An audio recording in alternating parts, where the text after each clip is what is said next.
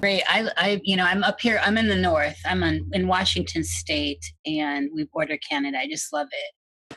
Love, love, love Canada. Although you're in another part of Canada. I'm in the British Columbia general area, downstate Washington. Oh, I would love to go like British Columbia. Yeah, it's gorgeous out this way. The Pacific is unreal. I think the islands popping out of the water. It's beautiful. However, you were born in Germany. I was. Will you give us a little background about you in Germany, your life as early memories as a child, and things that stuck up? Yeah. Yeah. Das Guten. 999, sehr gut. Like early childhood. Oh, gee, how much time do we have? Well, just the things that stick out. Yeah, we go as long as it goes. So, but the things that like the earliest you can remember, things that actually stick out, stuff that I'm looking for, like symbols that you're unconscious and how these symbols play out in your dreams. So, like, were you by the forest? Were you by water? Were you in a city? What TV shows did you like? I was by this. We were living in a city, a little suburb, but I was always out in the bushes, right? Always running around. I mean, back then, as a kid, it was easier, anyways. So I always searched nature. Were you hiding in the bushes of love? Hiding in the bushes of love. So that could be a Kate Bush song. It's a bad lip reading song. Running up the hill, Yes, yes. And falling down mostly. Yeah, me too. This is how we learn, right? So no, actually, as a kid, I was even into berries and herbs. Like, I mean, sounds maybe funny, but I was always picking berries and making other kids eat it because I thought they were healthy for them. And I'm glad they didn't die ever because... Oh, my. Yeah, really. The berries you could have accidentally given them. Accidentally, yeah. But luckily, we all survived from my berries. So, no, I was literally really always out. There was nothing that could keep me inside, like rain, winter, storm. And I grew up with my grandparents. So, and even my grandpa, he took me out every Sunday. That was like mandatory. Every Sunday after dinner or lunch. Well, in Germany, we eat supper at lunchtime, right? It's the opposite. So, he always took me out for a walk in the park. And yeah, that's something that's very stuck in my head. Always like a long, long walk, the forest, through a park, to a playground. He showed me a lot of stuff. I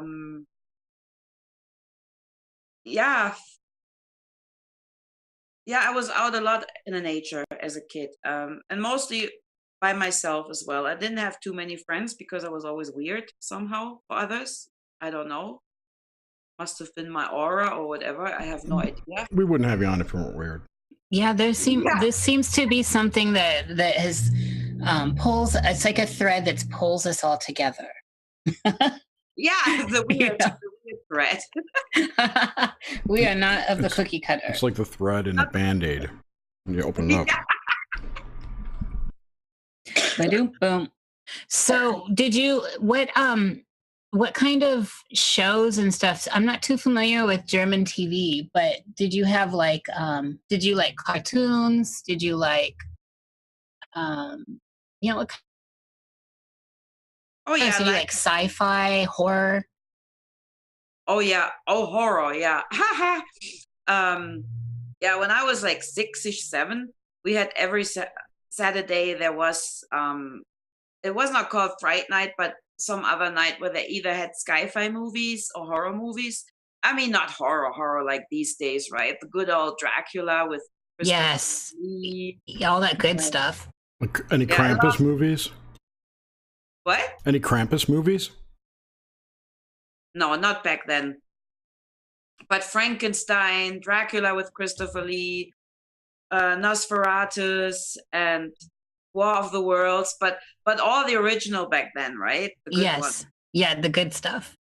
Where you actually had to use your imagination to fill in the horror. They were so good at storytelling. Yeah, absolutely. And it was amazing what they did with them, with the movies back then, black, white, and not really the effects they have today, those digital effects. Yeah, it was because our minds did it. They suggested it, and then our minds filled it in, which is very what we talk about here, actually. I mean, it's like the power of the mind's amazing. And it seems like in modern day Hollywood, they give us everything. They show there's nothing left to the imagination. And of course, they give us, horrific images to live with as well. Yeah, and that's probably why you don't forget those. Yes. Or cartoons. I mean, what did I watch? I don't even know if they played here in America, like Kimba the White Lion, or there was a show called Captain Future that was the first. Captain Future. Yeah, Captain Future. That was like the first animated Japanese movie. Yeah. So, and I always wanted to marry him, but he never did. So. Oh. Through him. Did you have a well-honed imagination when you were young? Oh yes, too much for everybody around, I think. Like, I remember I was always into dragons like I am today. I always painted dragons, and I wrote, and what I did when I was able to write was 7 or 8, I wrote a letter to myself for the future, and I kept that letter for 5 years, and then I opened it up again. So that's the kind of ideas I had. I just told myself what I did 5 years ago. I love that. Do you still have it? No, unfortunately not. Oh, I love that as a young Anya doing that, though. You know that dragons are reptiles, right? Reptilian. Well, then I guess I'm into reptilians. Girl. Weird. It's a secret's out. Everyone, Anya likes a little bit of reptilian on the side. I mean, the one likes whips, the other leather, Come on, leave Trish out of this. Oh my goodness, you guys. So, Anya, in your household, were you brought up with any kind of religious stuff? It wasn't too pushy, but where I lived, everything was Roman Catholic. And of course, we had to go to church every freaking week. And every week I got kicked out regularly for laughing. And I love that rebel. And I had to go to the Holy Communion. But I think back then, my grandma just wanted to get rid of me for the Sunday, to go to Sunday school. Yes. Well, can you imagine? I mean, I think that those things like school and whatever churches and stuff give the parents and the grandparents a break. Yeah, that was mostly it. They weren't too religious, even though, she wanted me to go, and I really didn't care. And my grandpa really never cared at all. Like he didn't give a shit. He didn't even want to go to my Holy Communion to the church then, right? He just didn't go. He was just like, right? Yeah. He was a rebel too, and I love him for that. Like, go away. He was awesome. He was my hero. I love my grandpa, both of them, so much. They were just the grandparents in general. I just loved them all. Although one of my grandmothers was very strict. I think she was a little bitter, but she was at least nicer to the grandkids. That good of a relationship. I think I don't know, a lot of stuff happened back then. Like, she preferred always other kids, and I don't know, I still don't know the secret of my existence. I mean, I know I'm not like a child of rape, but for some reason the whole family wanted to get rid of me because my mom was so young. Mm-hmm. And my grandpa didn't let that happen, and they didn't like him too. So I don't know the whole story like up to date, which really sucks, but it is what it is. I don't talk to my family anymore because I'm different. For them, I'm in a mental institution, which I don't really care what they think. This is an honored tradition, though. Like it, so when we step away from any like emotional attachment to these kinds of things, the ones that are kind of orphaned, even if it's with your grandparents, There's something very magical about it, especially in witchy traditions, those that are astray or crooked, and you certainly have that going for you. We share that as well. And I always say, why have bad relationships or strained relationships? It's just better to walk away. So Yeah, that's what you do. Walk away. I mean, I never fit in. Like, I mean, everybody in my family was like, you know, you have to get married, you have to have children, everybody has to be, you know, in order. And I was just like, gag me. And like, I was always a rebel. Like, I didn't care for that. And I was never married. I have a daughter. I have my motorcycle license. I did a flight license. And I love you. This is all awesome. and I did everything I wanted to, right? And I like, and I think they were all jealous because of that. I learned at a young age never to talk about. Anya, it's our witch energy. Yeah, it's too much for them. I know, right? Yeah, YouTube just decided not to pick up the stream anymore, and then tell me we're not getting any data, but you're not listening. Nah. Anyway, you're back. We're back. Sorry. Okay, cool. So back to 12 when you started, the magical stuff started coming in. Yeah, I knew there was always something different. I just felt it. It was just like, yeah, today I know it's energy and I know it's the universe pushing you.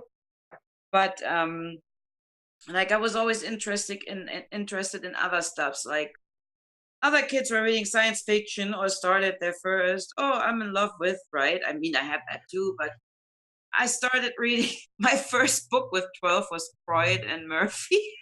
Oh, excellent. You are tribe. Yes. That's, you know, that's like a searcher. That's someone who's seeking to know about self and the world.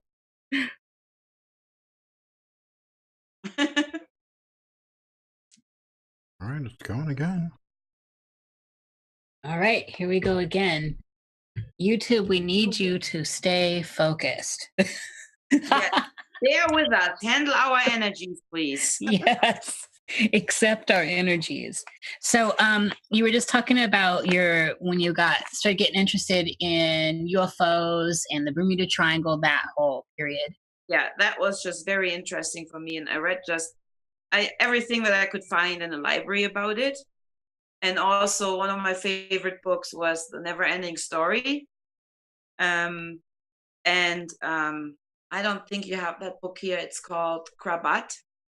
It's about that had to do with magic. Actually, it's just a short explanation because it's a German story, so I don't think anybody knows it here.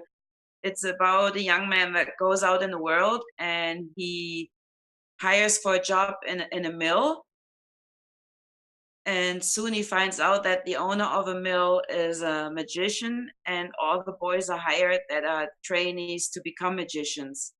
Oh, I like it. It's a very nice story, and they all turn into ravens as well. Ooh.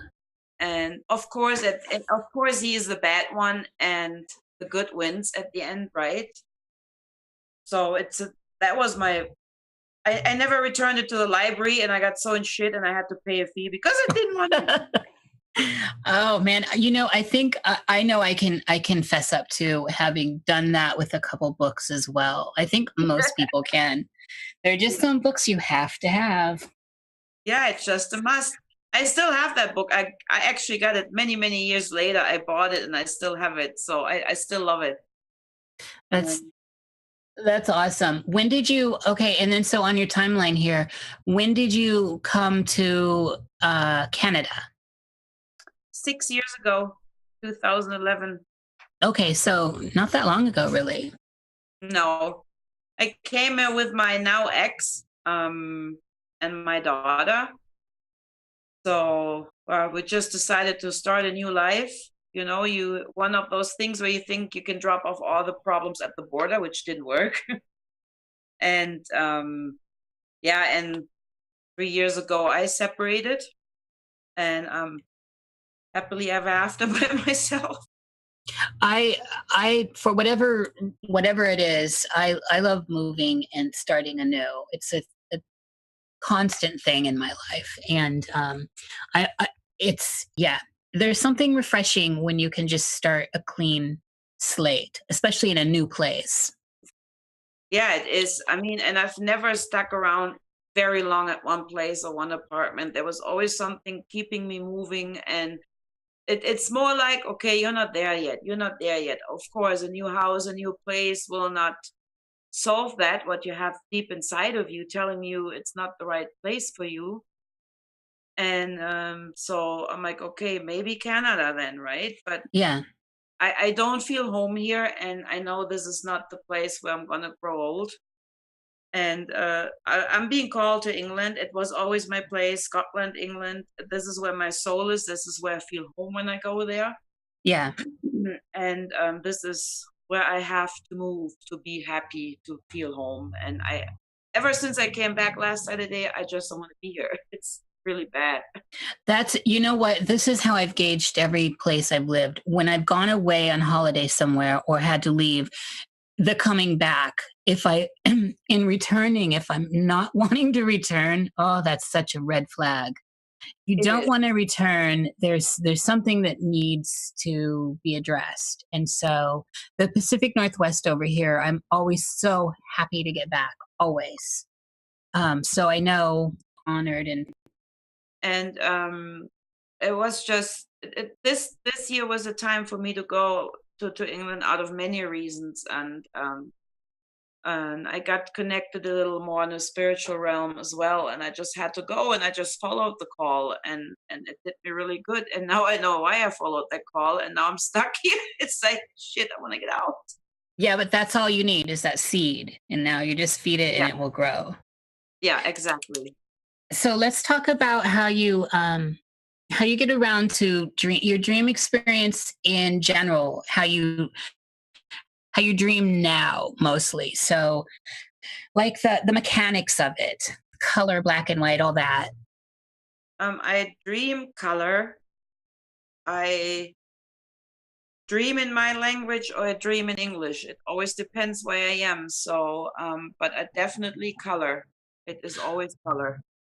Oh, that's interesting. So if you're in Germany, you dream in German? Yeah, it depends on yeah, what I dream about, what people I dream. So if I dream about German friends, I dream in German, and if I love Zoom.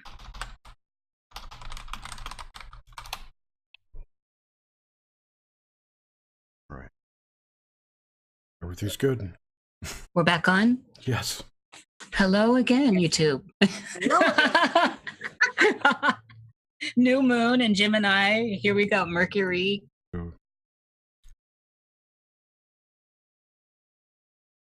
someone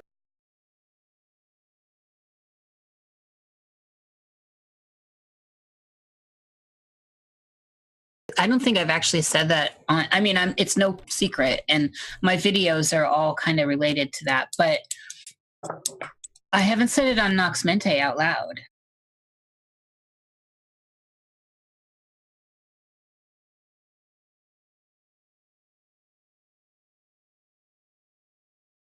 this is unbelievable. Are you guys there? I'm listening. Yeah, I'm just was watching the two of you. You're on. Oh, okay. Here we are again. Let's try that again. Yes, take number 457. Okay, so when you're encountering people you know in dreams, Yeah. what do those kinds of dreams usually look like for you? Does it feel like they're part of you, or do the people you know that you're encountering in dream time feel like they're also in the dream and they're running their own show, so to speak? Yeah, it feels like they're their own person. Like if I communicate, it feels like it's themselves, like their own little show. If I have the dreams where you fall or fly, I know it's just me, right? And Mm-hmm. but if I talk to people or have people showing up, I know it's them. It's them like it's not me. Do you dream a lot with people you know in life?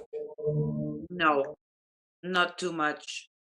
I yeah, I dream a lot of people, and I know them in a dream, and I dream a lot of other places too, and and I see those places again and again in different dreams. Like it's not just one night. It can be a week from now on. I dream of the same place again. That I go there again, and I even know in my dream I've been here before. And or I say, "Oh, I like that place. I should walk a little over here because that was so nice." So I see this place again, and that's really fascinating to me. And that's common. Yes, very common. When you were younger, also, when you, even as far back as you can remember, were you having reoccurring stuff like that where the scenery was the same? Yes, absolutely. Like I remember walking down an alley with trees, and I remember dreaming of it a lot because it was beautiful. Like it was more like autumn, colorful leaves, and that's why I remember that.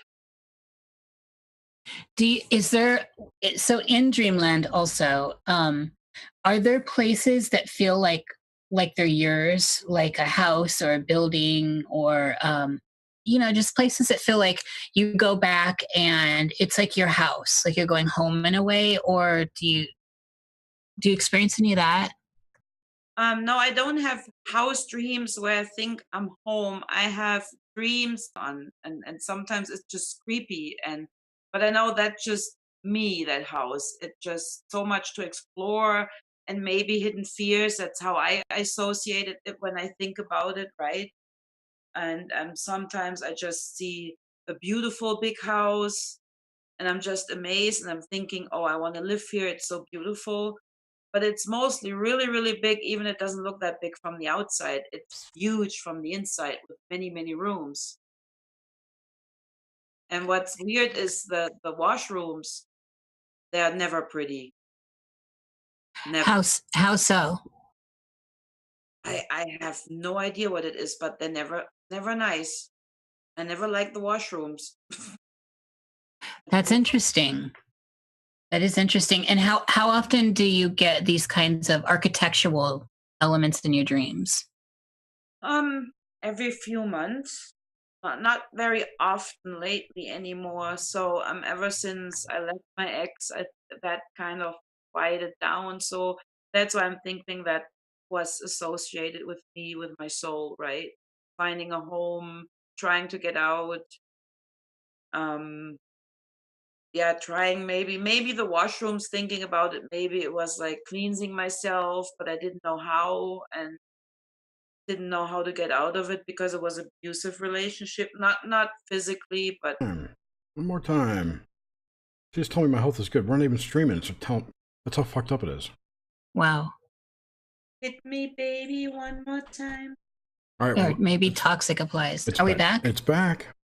Sorry, people. Hopefully YouTube won't hang up on me this time. Oh, this is so strange.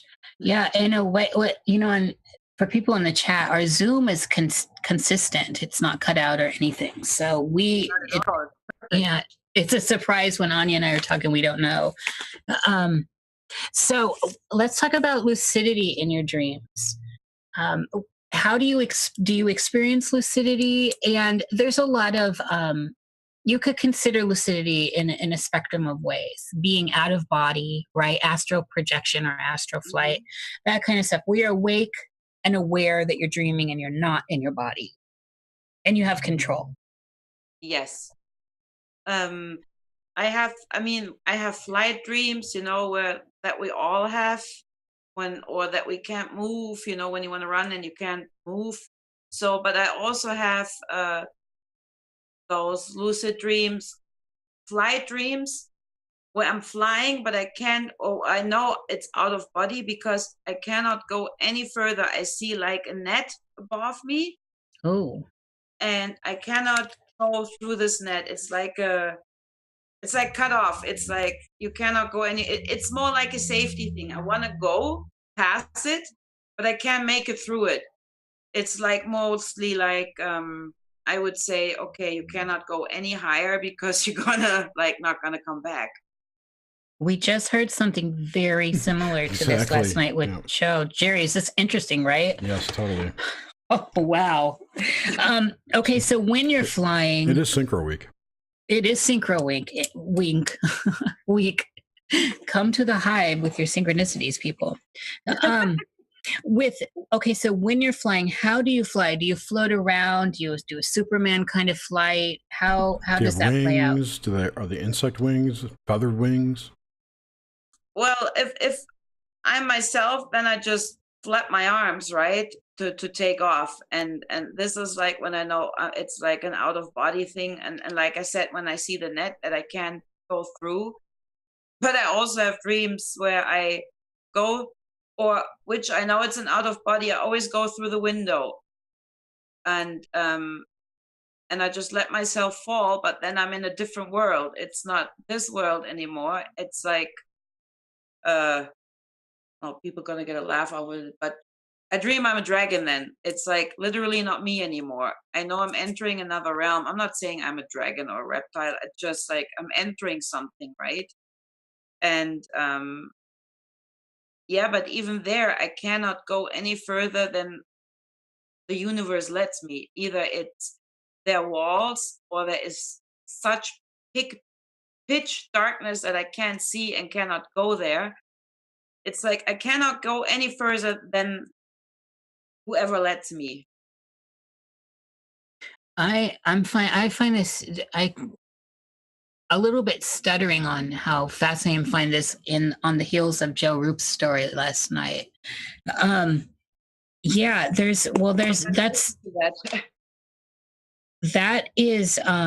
that's very intriguing. I can say I haven't heard a lot of that until last night. So I love that you morph into a dragon. And for the record, I know that there's a lot of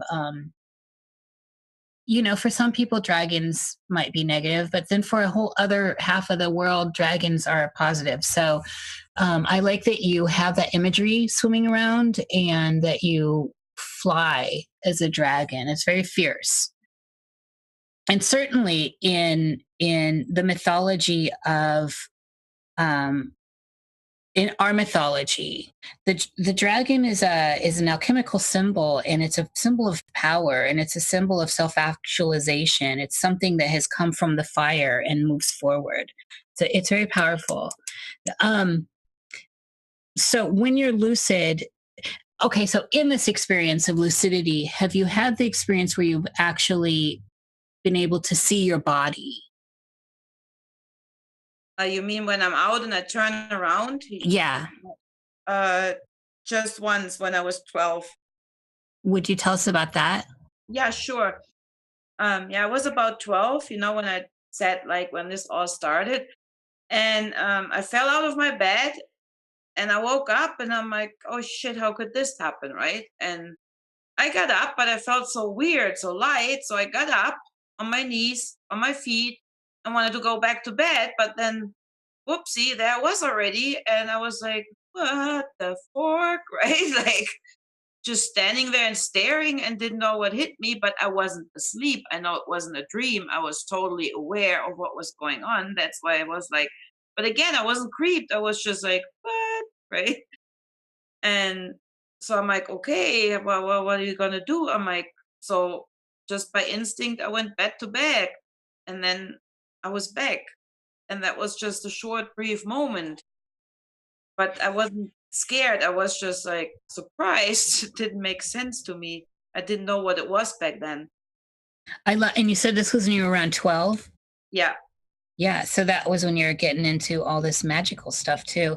It's classic out of body experience where you think you've fallen out of the bed, or where you do, and it's classic and beautiful. I love that you took it so well. It seems you can think you're dead. A lot of people talk about that, where they think, did I die? Because they're looking at their body. Yeah, no, I didn't think that. I was just surprised. I'm like, oh, what is that? Because I had no idea what an out-of-body experience was with 12 at all. I knew about the Bermuda Triangle and Cravat, but annoyed and his mom, but not about what the body out experience is. And no, it didn't creep. Doing the handshake, right? So Anya and I will stay here. You're going to disappear for a minute, right? Yeah. Okay, we'll stay. I think they can hear us. Oh, we'll be right back. I'm going to reboot, guys. Okay. Will Anya and I be heard? No. Okay. But you are now, so just say hi. We'll be right back. Hello. We'll be back in a minute.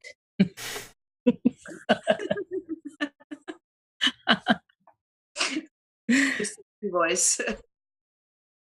I just left the message that we will be right back. And it's an internal journey, and coming back up. Oh, coming back live. Mm-hmm. Okay, I'll switch back over to dreams. Switch back. Okay. You can finish your conversation. No, nobody knows right. what you're talking about, was between us, though. So yeah, right.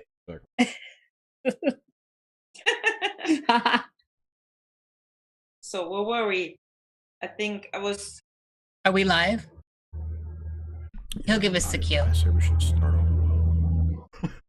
Tomorrow. Go ahead. Tomorrow. Okay, here we are again. One more time. It's like a deja vu, Anya. Yes, we did that before.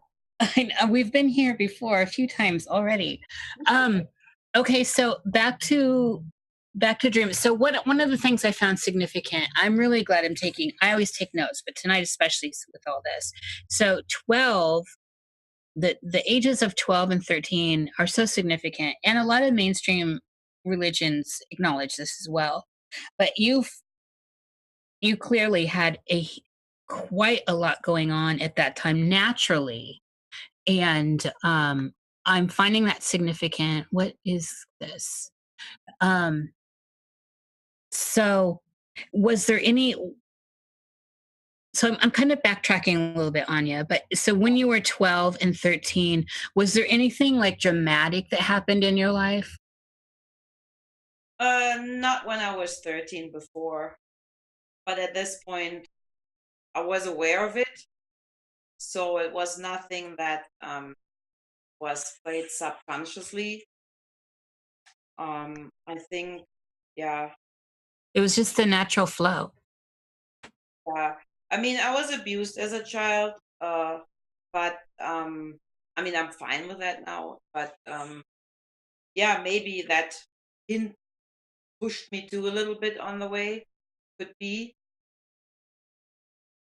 So, I mean, it wasn't a very happy childhood. I'm not trying to cause grief. It's just a fact. It wasn't a very loving and happy childhood. And, but I mean, I survived, I became who I am. Yes. Yeah. I'm grateful for every struggle I've gone through. Any depression I've had, any of it at this point. I feel like the patina is worth it, and that it pushes us further. It makes us stronger. We know what we're made of, and it gives us more fuel if we allow it and we're not victimized by it, the mentality of it. Yeah, you cannot let it happen that you're the victim, right? So yes, I mean, when you go through it, you're like, oh shit, I can't take it anymore. I don't want it anymore, and I'm done with this bullshit. But then somehow you manage to get up again, and then you walk again, you fall on your face again, and you get up again. I mean, this is just what makes us. But I think you just, should never give up, and just take the gifts that come along with it in any way. I mean, there's a balance to everything. And that's what I believe. And the thing is, I mean, of course, I have no reason not to believe you, but I believe you in particular because of something you said earlier concerning your dreams, that you didn't have the fear with these shadow beings and stuff, like that. You weren't, you were more, I guess, inquisitive, and that says a lot about your underpinning of who you are and how you work. And this was young. This was at a young age. Right. Could have been your soul family. It's but it's still that she doesn't come with a victim mentality at all from early on. It's great. So on in dreaming again, It is. Oh, we haven't asked this question in a minute, Jerry, and I have not. And it was one of our old school ones. Do you know, are you by chance RH negative blood type? I have no idea what blood type I have, to be honest. It's kind of a silly question, but it also is kind of relevant. So it seems like a lot of RH negative people have, there seems to be a certain thread. No, I really don't know my blood type. I'm serious. So, and that's all right. I'm going to guess you are, but that's just a guess. So, all right, back into dreams. Let's move into dream time again. In your dreams throughout your life, have you had dreams that felt prophetic or, and I apologize, it seems like every logger, it's logging season here and I'm out in the forest area. So that they're really loud outside. Have you had experience with dreams that come true or prophetic dreams, even if it's mundane, like you knew, it can be mundane. You walk into, like a something silly happens, but you actually dreamed it. Doesn't have to be big world events. Oh yeah, I do. Many, many, many, many. So it's common with you. It is common with me, very common. I mean, it took me a while to figure out what was going on. What was it? What did it happen? Let's say, for example, I dreamed of a young girl that was killed. That was at least 15 years ago, 20 years ago. I dreamed of a young girl that was killed at a bus stop and was dragged into the bus. And and then I called my friend. I'm like, gee, that dream really bothered me. It was really creepy, that poor girl. And I dreamed of that guy. I'm like, and I just called because I woke up scared. I was like startled. And it really got to me, that dream. I mean, we all have nightmares, and when you wake up, you're just like, phew, right? But that really moved me all day.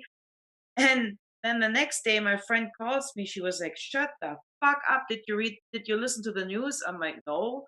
She was like, they found a blonde killed girl in the bus stop, in the bus. I'm like, shut up. I'm like, funny, right? And she was like, come on, just for the fun of it, prescribe the guy. Just prescribe the guy. Do you remember him? I'm like, yeah. I'm like, what do you want me to do? To go to the police? I dreamed of the murder? I'm like, are you nuts? She was like, no, just for us. So, and yeah, so we did. And it was actually the guy I dreamed of. She was like, well, you should do something about it. Like, I'm like, yeah, no, I'm not going to be one of those hunting down the police and, being a psychic helper. I'm like, that's not how it works. And yeah, I also dreamed of a volcano eruption, and I saw people running, and yeah, soon enough that volcano broke out, and yeah, all kind of stuff like that. It's and I had other dreams, and I hope they will never ever come true, but I know they were vivid, and that's kind of what scares me.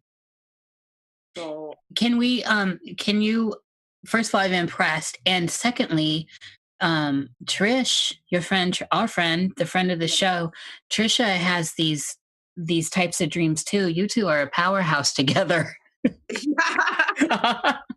For real. Will you share some of the dreams you've had that seem kind of intense, that were that vivid, that may play out? I can, yeah.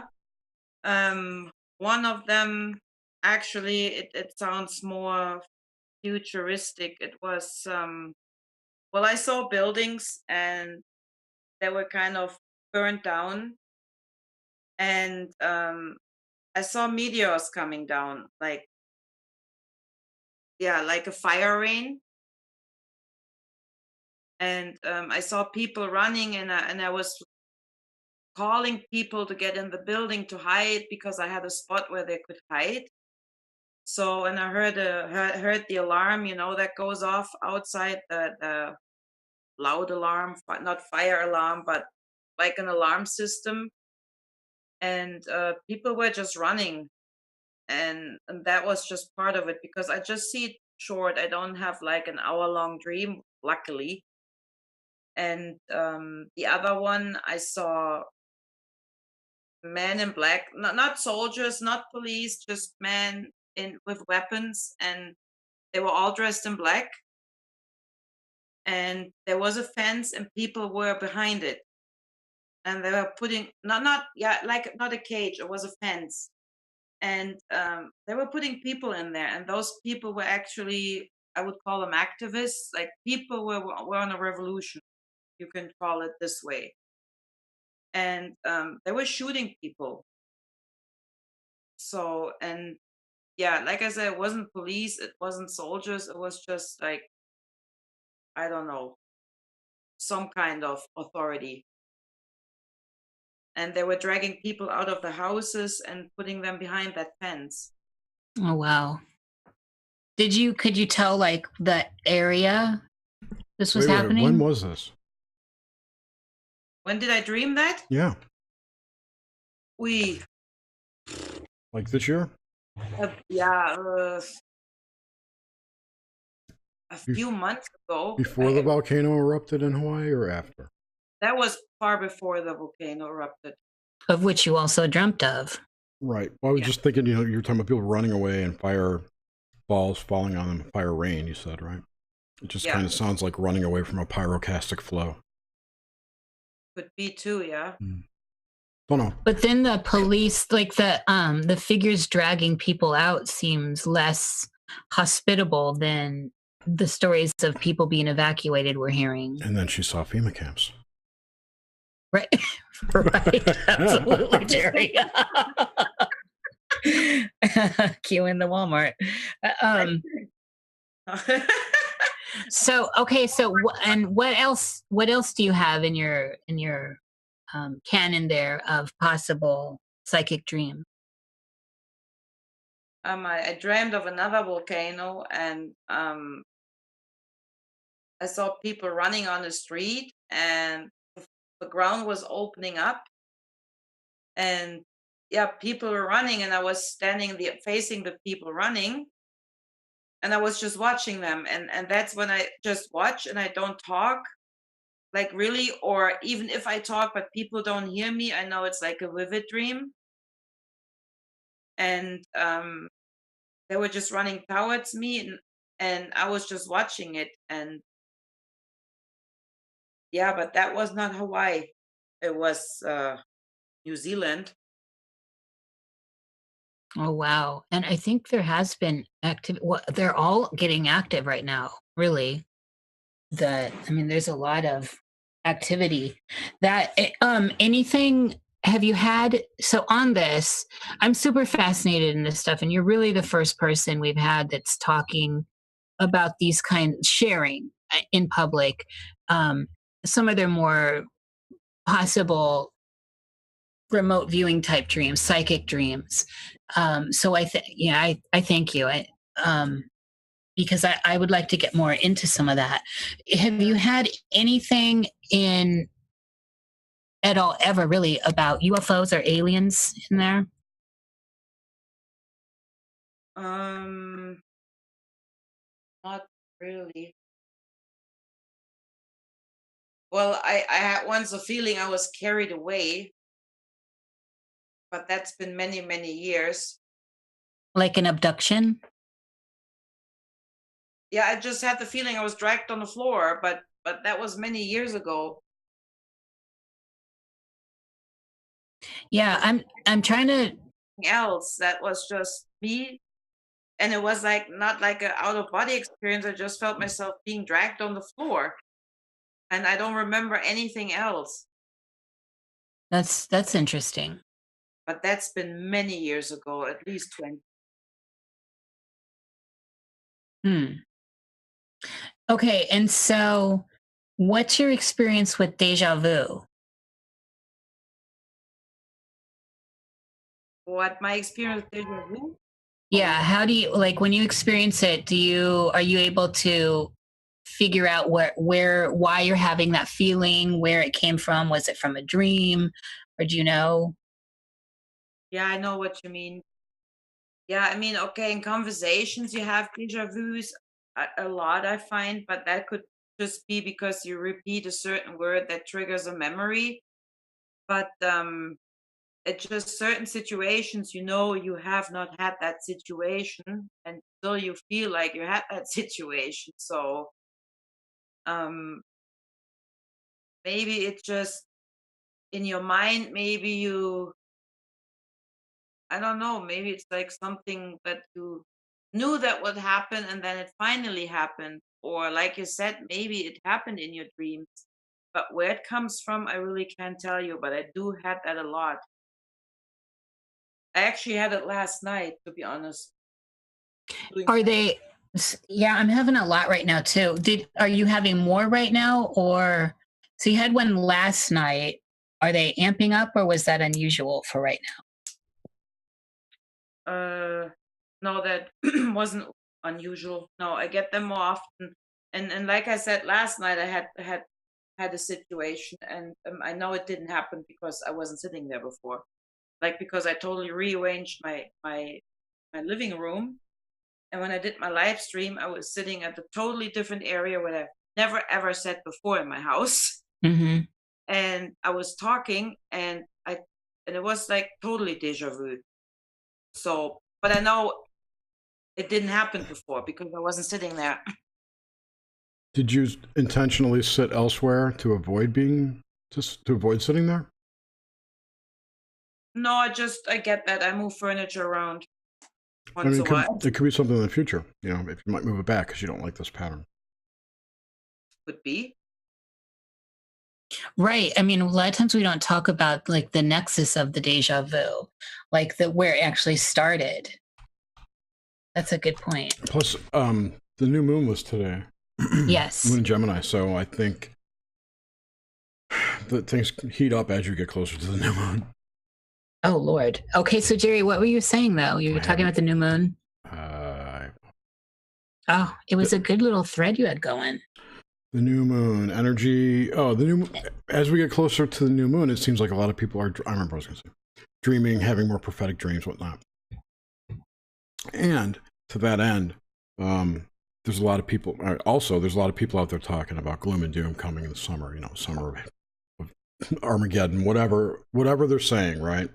So you've got a portion of the collective who is broadcasting these negative shit into the cloud, which you might be picking up as meteor dreams. That's a good connection. Yeah, I mean, the astrology is I like the term strong that Jacob is using. The cosmic weather is crazy right now. And it's only going to get worse over the summer, which coincides with this as well. Yeah, we got Mercury Gatorade coming up July 26th. Thank you, Tim Burns. Gatorade, yeah. Everybody is like Mars and Gatorade, and I'm on fire. Yeah. So, have your dreams changed in any way other than language since you've left Germany? Did my dreams have changed the language? No. No. Have they changed at all? Changed? No. Your dreams, have you dreamed differently, dreamed about different things, or have what the hell's going on? Yeah. I'm going to go out looking for a baby pretty soon. All right. Are we live? Yeah, we're live. Oh my God. Are we sure we're live? Are we sure? This is hilarious. This is a Nox Mente to remember. Okay, so let's continue on.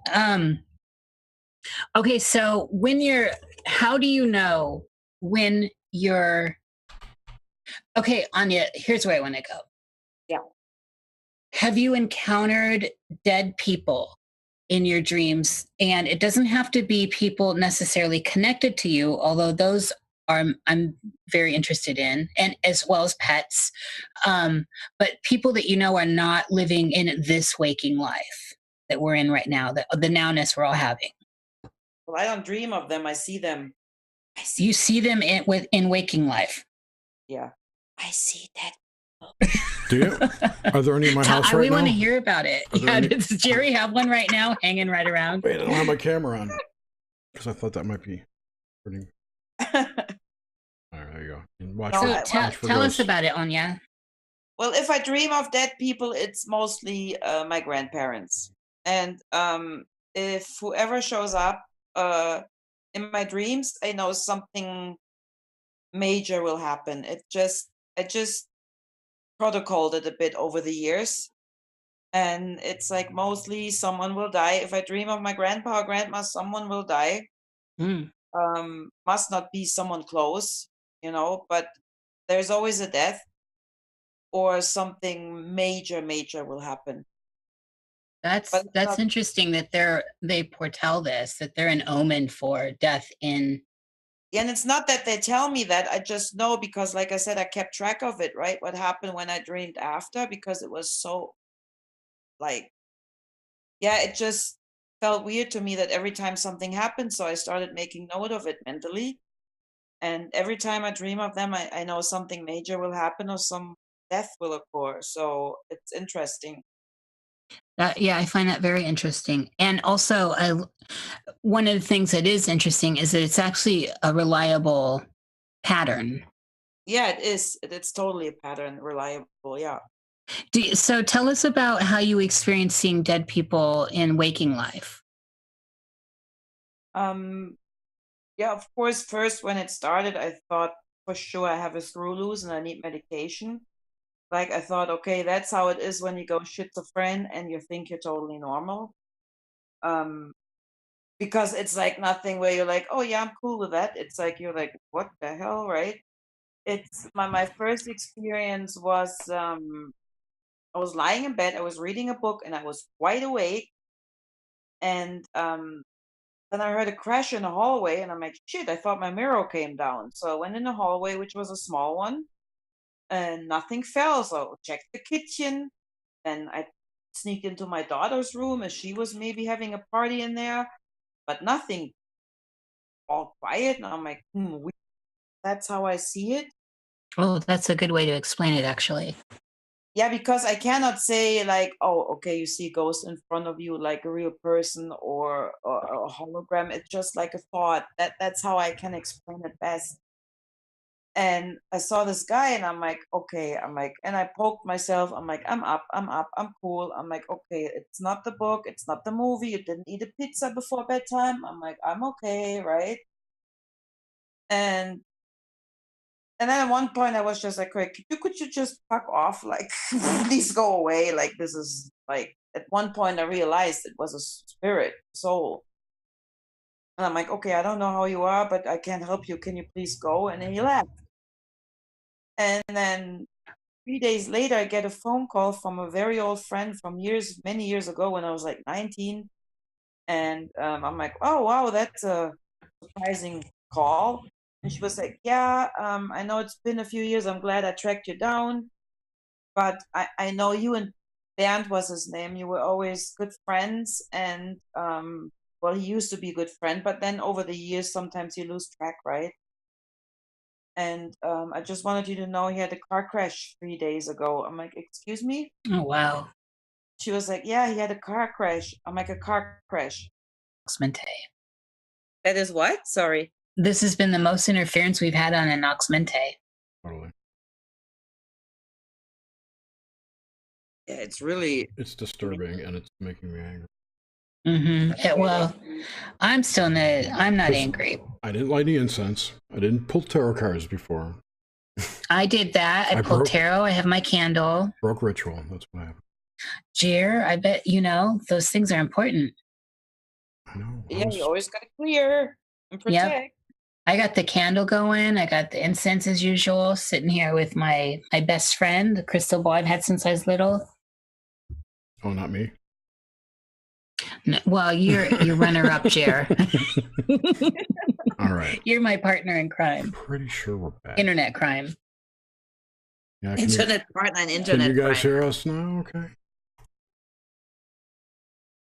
Pretty sure they do. Burn sage. I'm not burning sage. Oh my God, I hear something upstairs. We're back on, or are we? Are we live? Yeah. Yes. Okay. Yes. I was waiting for someone in chat to say yes. Yes, we're live. Okay, so this is not a dream. This is really happening. Anyone who knows that, I of course say it a lot, but if you know it, shout it out. Where that's from. So back to dead people, Anya. Yeah. So do they come when they come at you, do some of them want to get messages across to you, or are they surprised that you see them? Well, in the Do they beginning, know that you see them? yeah, in the beginning, it was like, well, cool, she sees us, let's go, right? Like, help me. I don't know what I'm doing here. Um, I don't know why I'm here. I don't know what's wrong with me.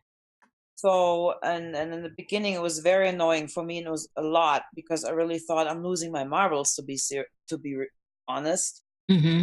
And yeah, and then I just developed a way to help them, like I don't hear them. It's not that I hear them in voices, but it's like more like a communication in thoughts. And yeah, I just found a way to help them, to send them on. And then later over the years it got a little more quiet because I tried to block it out. It was just interfering in my life too much. Hmm. And so Now it's gone and then forever. what? Now it's gone forever, or no? You can still see him, right? I can still see him, yeah, but it's different now, different stage.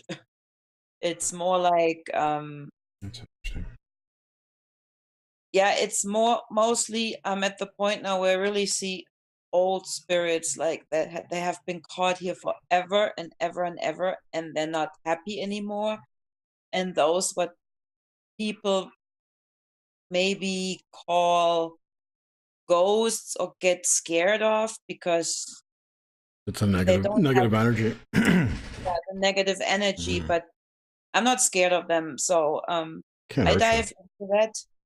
And if I do, I actually see what happened to them at one point, and it's very exhausting and nerve-wracking. So that's why I always watch it and be careful. So because I actually feel what they felt or what happened, and then I find a way to bring them peace and to send them off. Have you encountered any that didn't realize they were dead? Yes, that's mostly those spirits that, you know, with negative energies that get so they're so caught here they don't even know anymore that they used to be alive and that they're just lost here because Oh, it's been well. too long. And that's when they get really nasty and start scaring people or people that sense them, or for the ghost hunters, Hmm. I don't like to call them ghosts because they're not ghosts for me. um This is one of the things that actually fascinates me, and we kind of roundabout talk about it here on Nox Mente, is the whole idea sometimes of are are we even alive? And I mean, have we died some point? Are we really inhabiting bodies, or are we somewhere else? Our consciousness somewhere else, and there's a sleeping body in a bed somewhere else. And like I don't know. I know it may sound a little bit askew or crazy, but I don't feel completely certain that that's not the case. yeah, maybe we're the dream in a dream, Yes, absolutely. And it doesn't, the whole argument of, well, you can die here, you can cut, but you can in a dream too. You can if you're in a lucid dream, you sure can feel pain, and you're having experience, you can feel heartache and all of it. It's all there. The layers are all there. So I don't see why it's any different here. Yeah, I do feel. Or night terrors or things that were unpleasant. So like getting beat up or something. How often do you encounter experience when dreaming? And give us an example of a really severe one. um And the it can last be from any time on yet. It could be even an early one. No, I didn't have it lately anymore, but back then when I had it, I was stabbed in the side in my rib cage with a knife, and I could literally feel it. Like I was trying to run, but I couldn't escape, and I was stabbed in my rib cage on the side, and it really hurt bad. Hmm. And I woke up from the pain. Oh man, that's a good example. Yeah, I have too. I've had the pain wake me up. And I was like, oh man, I'm so glad I'm not back there. Yeah, I was too. I'm like, first checking my sights and life. I'm like, holy shit, right? Like, whoa. I know. Glad I got out of that. That went well. And also, like in this vein, on this note, what do you think about past lives? And so it's kind of a caveat question. There's a caveat to it. Past lives and or alternate lives. Past lives, yeah, absolutely. Because I've experienced too much. I met too many people. I had too many situations where I know I've lived before. Mm-hmm. Absolutely. It just when you, for example, with people, when you have such a deep connection where you just know I met this person before. Mm-hmm. It's like I said with England, I know this is past life related. Absolutely. And Yeah. Yeah, so yeah, I had just too many situations when, or even dreams that led into that, where I thought they were vivid dreams, but I thought, oh no, that whole scenery doesn't fit in this area. Where I just know it was past life related. So what do you think about, so for me there's not necessarily a big dividing ground here, but what do you think about alternate lives, like simultaneous, that whole simultaneous thing, that we could just be living them all out, and where we are now is where we consciously are, so we're having this experience now. You mean like a parallel Yes. world? Yes. Yeah. Yeah, yeah, I do believe in that as well. And sometimes it's like, how can I explain that? It's like maybe sometimes thinking you don't belong here is maybe because, I don't know, you switched with that other person in the other parallel world. It's like after you wake up, it's like I can't really explain that.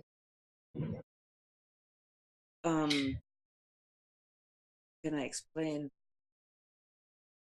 Yeah, it's so hard for me to explain. Sorry. No, it's all right. It is actually kind of, it's not easy to parse out I find it difficult as well. But I have it in my head, but I can't bring it into words. Yeah. The thing is, it's kind of seamlessly, it goes, I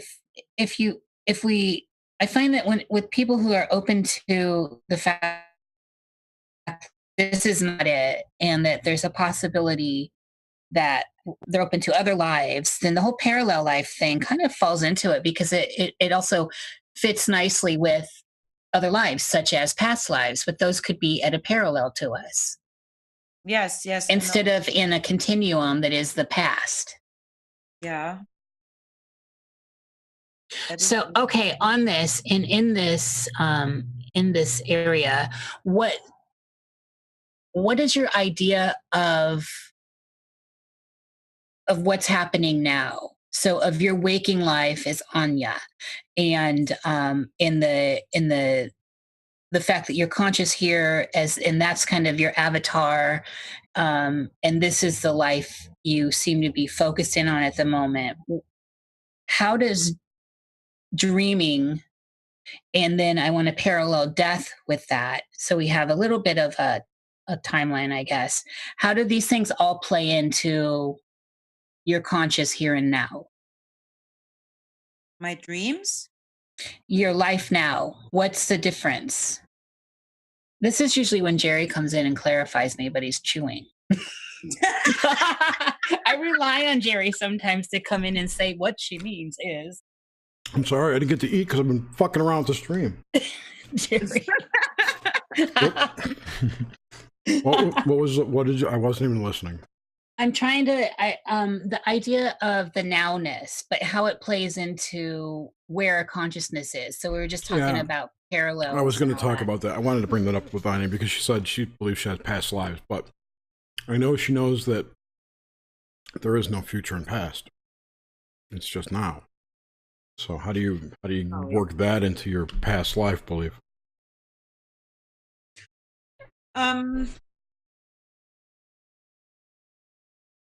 You don't. I get it. No, I do believe in past life. I do believe we all had experiences before. Before when? Wherever, whenever, and in what universe ever. It doesn't really matter. It doesn't have to be here. It could have been another universe as well. But I do believe to remember that all those lives, or is to get rid of whatever. I don't. It's not only like karma. Oh, I did something bad back then, and now I have to suffer for it or pay for it. That's another issue. I think karma we build up here now, how we treat people, but for some reason, I mean, I'm not there yet either. You know, I mean, still growing as well. But sorry, I'm just looking for the words. There is no answer to this question. It was there's no. It's open. It was kind of rhetorical.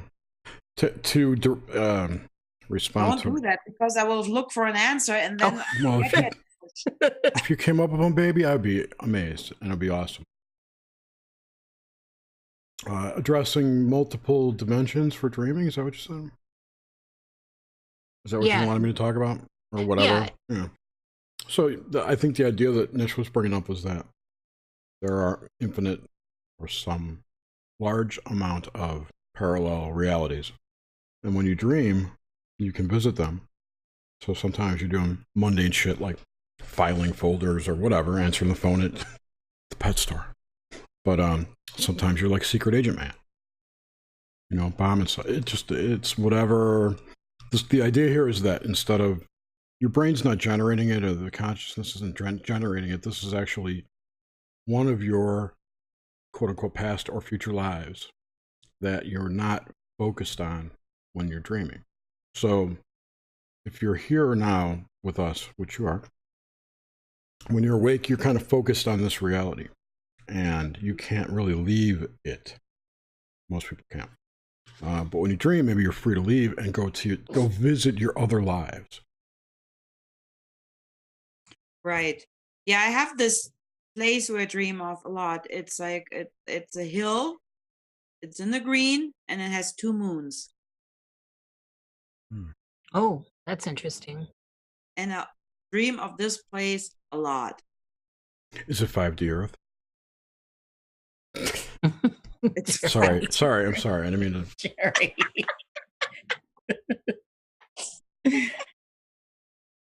So yeah, and I dream of this place a lot, and I just walk around there, right? And I stare at the moon, but it's like I know this area.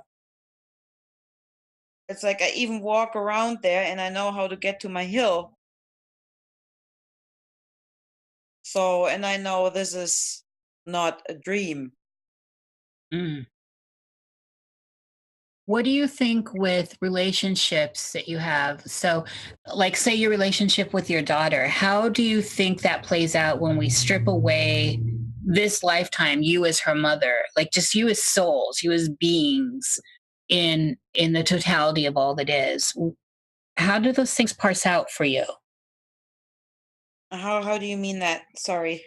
Do you think your daughter was always your daughter everywhere, or does the relationship change and morph where she could have been your mother, or because clearly there's obviously a tie to parents and children as far as I'm concerned, with like on a deep level.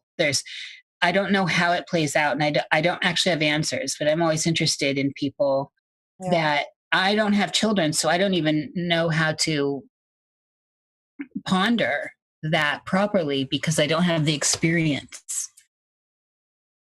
I don't think she was my mother before. I was her mother before. I know I knew her from somewhere, and I saw parts of it, but she wasn't my mother, or the opposite around.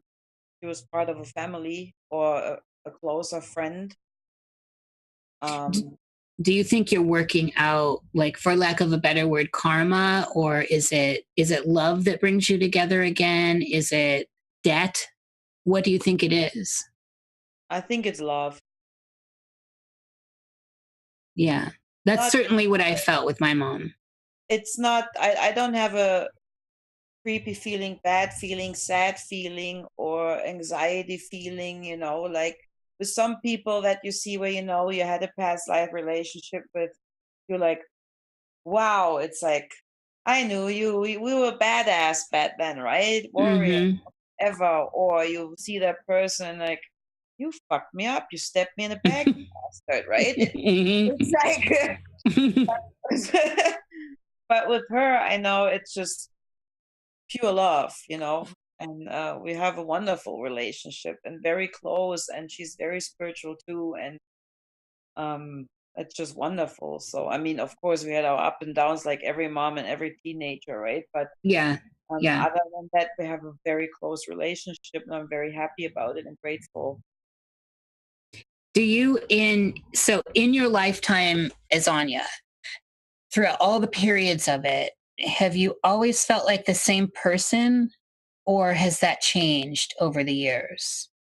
That has completely changed, and it's interesting that you mentioned that, because I had that thought actually a few weeks ago, that I'm like, I'm not anymore who I used to be, like, and when do I finally know who I am actually? Because um which is, you're born and then you get pushed into to play a part that they want you to play. And is it from childhood, you have to behave, you have to go visit, you have to go to church, you have to go to school, you have to do this. So I think over the course of years, you totally forget who you are in person. Then you have one shitty relationship into after the other, because you're not used to have something good around you.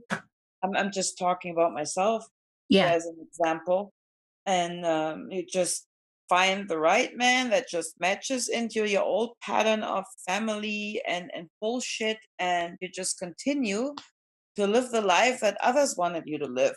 And yeah, I so broke away from that now, and no one will ever do that again to me. And I was just thinking, like, with all the new people I met and the real friends I have for years, it's like that watched me grow and that accept me for who I am, who I really am, or who I'm really becoming, not judging me or telling me I'm crazy. It's yeah, that I'm still not there, I know, but I'm very happy to see who I am at the end, because I start liking myself and I didn't do that before. And this is not only because the industry tells us to be pretty and wear tiny little skirts. It's not only that, that's a part of it, but I didn't like the person that everybody else wanted me to be. So and I'm just discovering myself, if that makes sense. It does, and it's wonderful.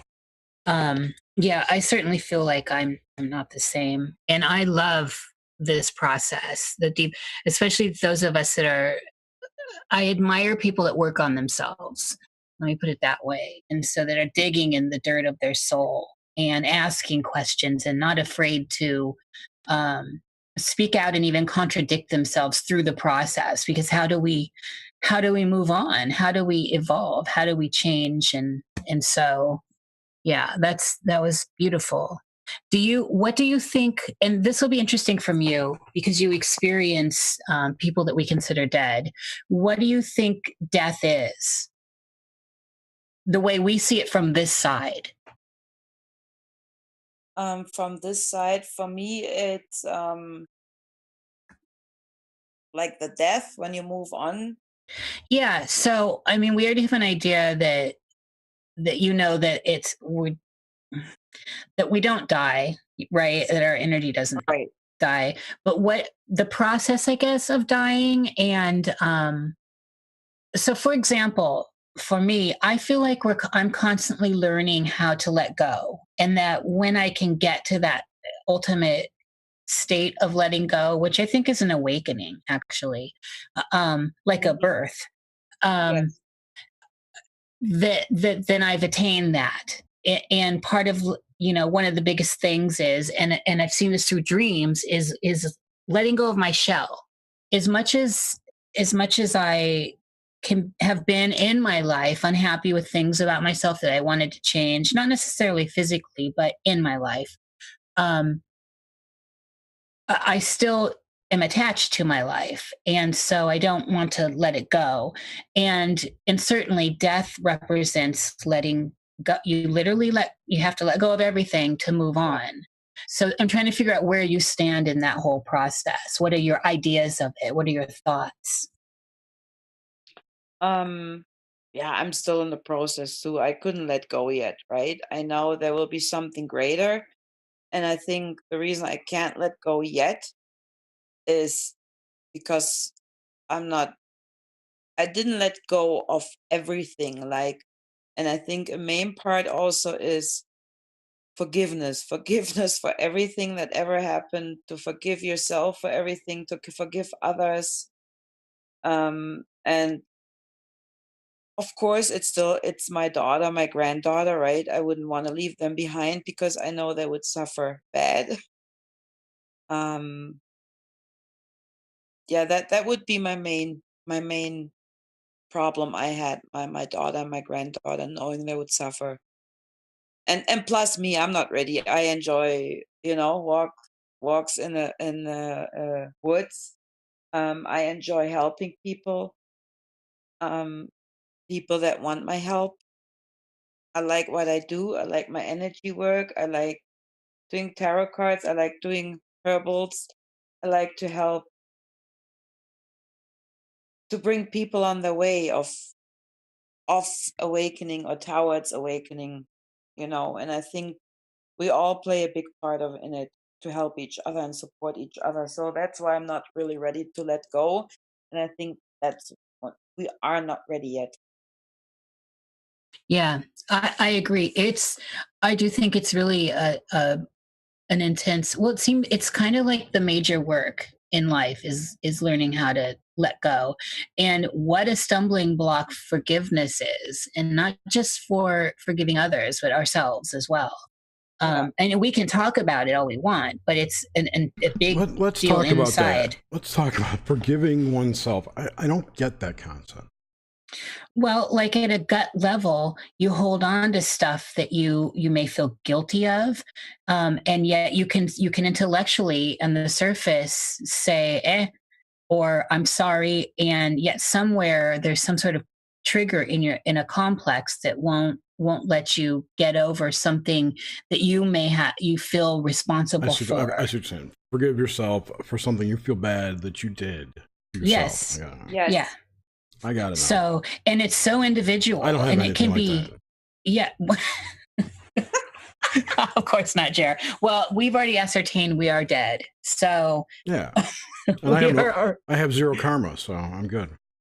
Yeah, you're gonna slide right through. I'm following your lead. I'm a time traveler from the future. I'm just teleporting back. I'm from the past, and it all looks the same. It's because it's a loop. Yes, exactly. Hey, wait, I think we're on the hive now. Yes. No. I have not brought up anything irrelevant. No. It is a good thing. I actually wanted to get into a little woo woo. Don't be mocking myself. my hive. Can we get into some woo woo in here? What are you asking for? Do it.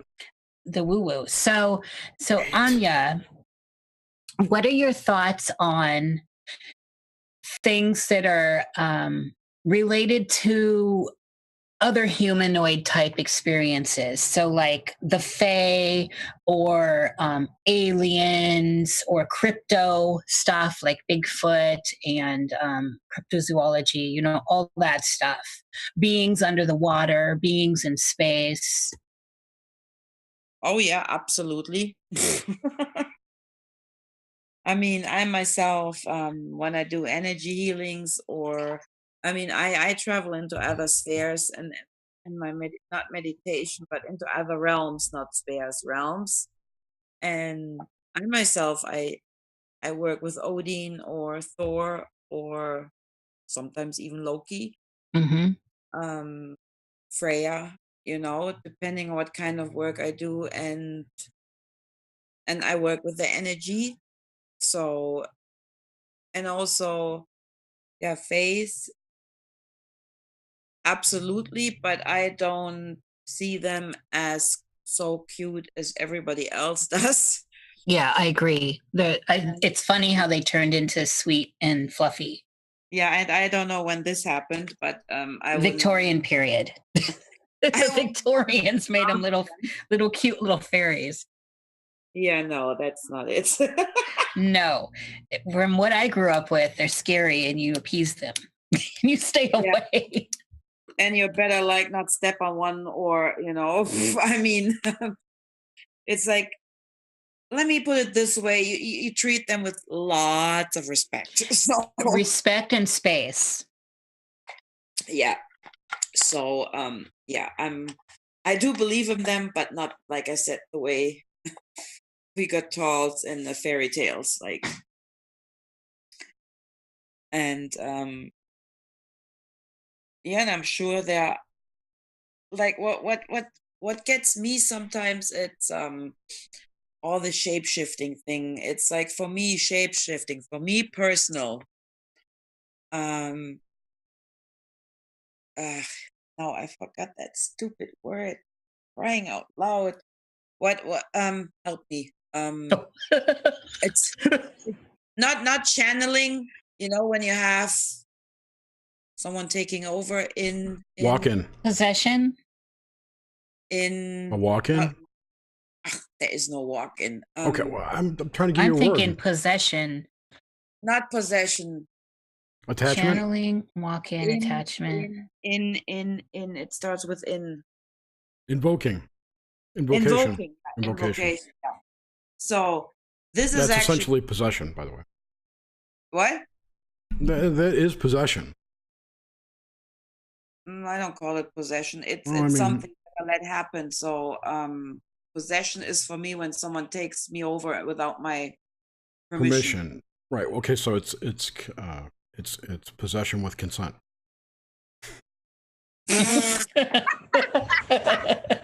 He always has to put the sherry on top, doesn't he?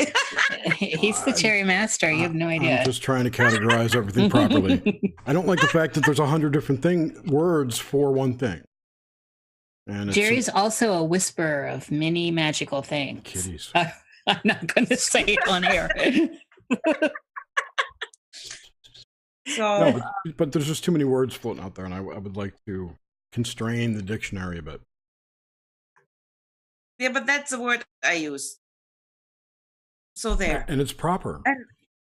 And now I forgot where I wanted to go with this. Controlled possession. Oh yeah.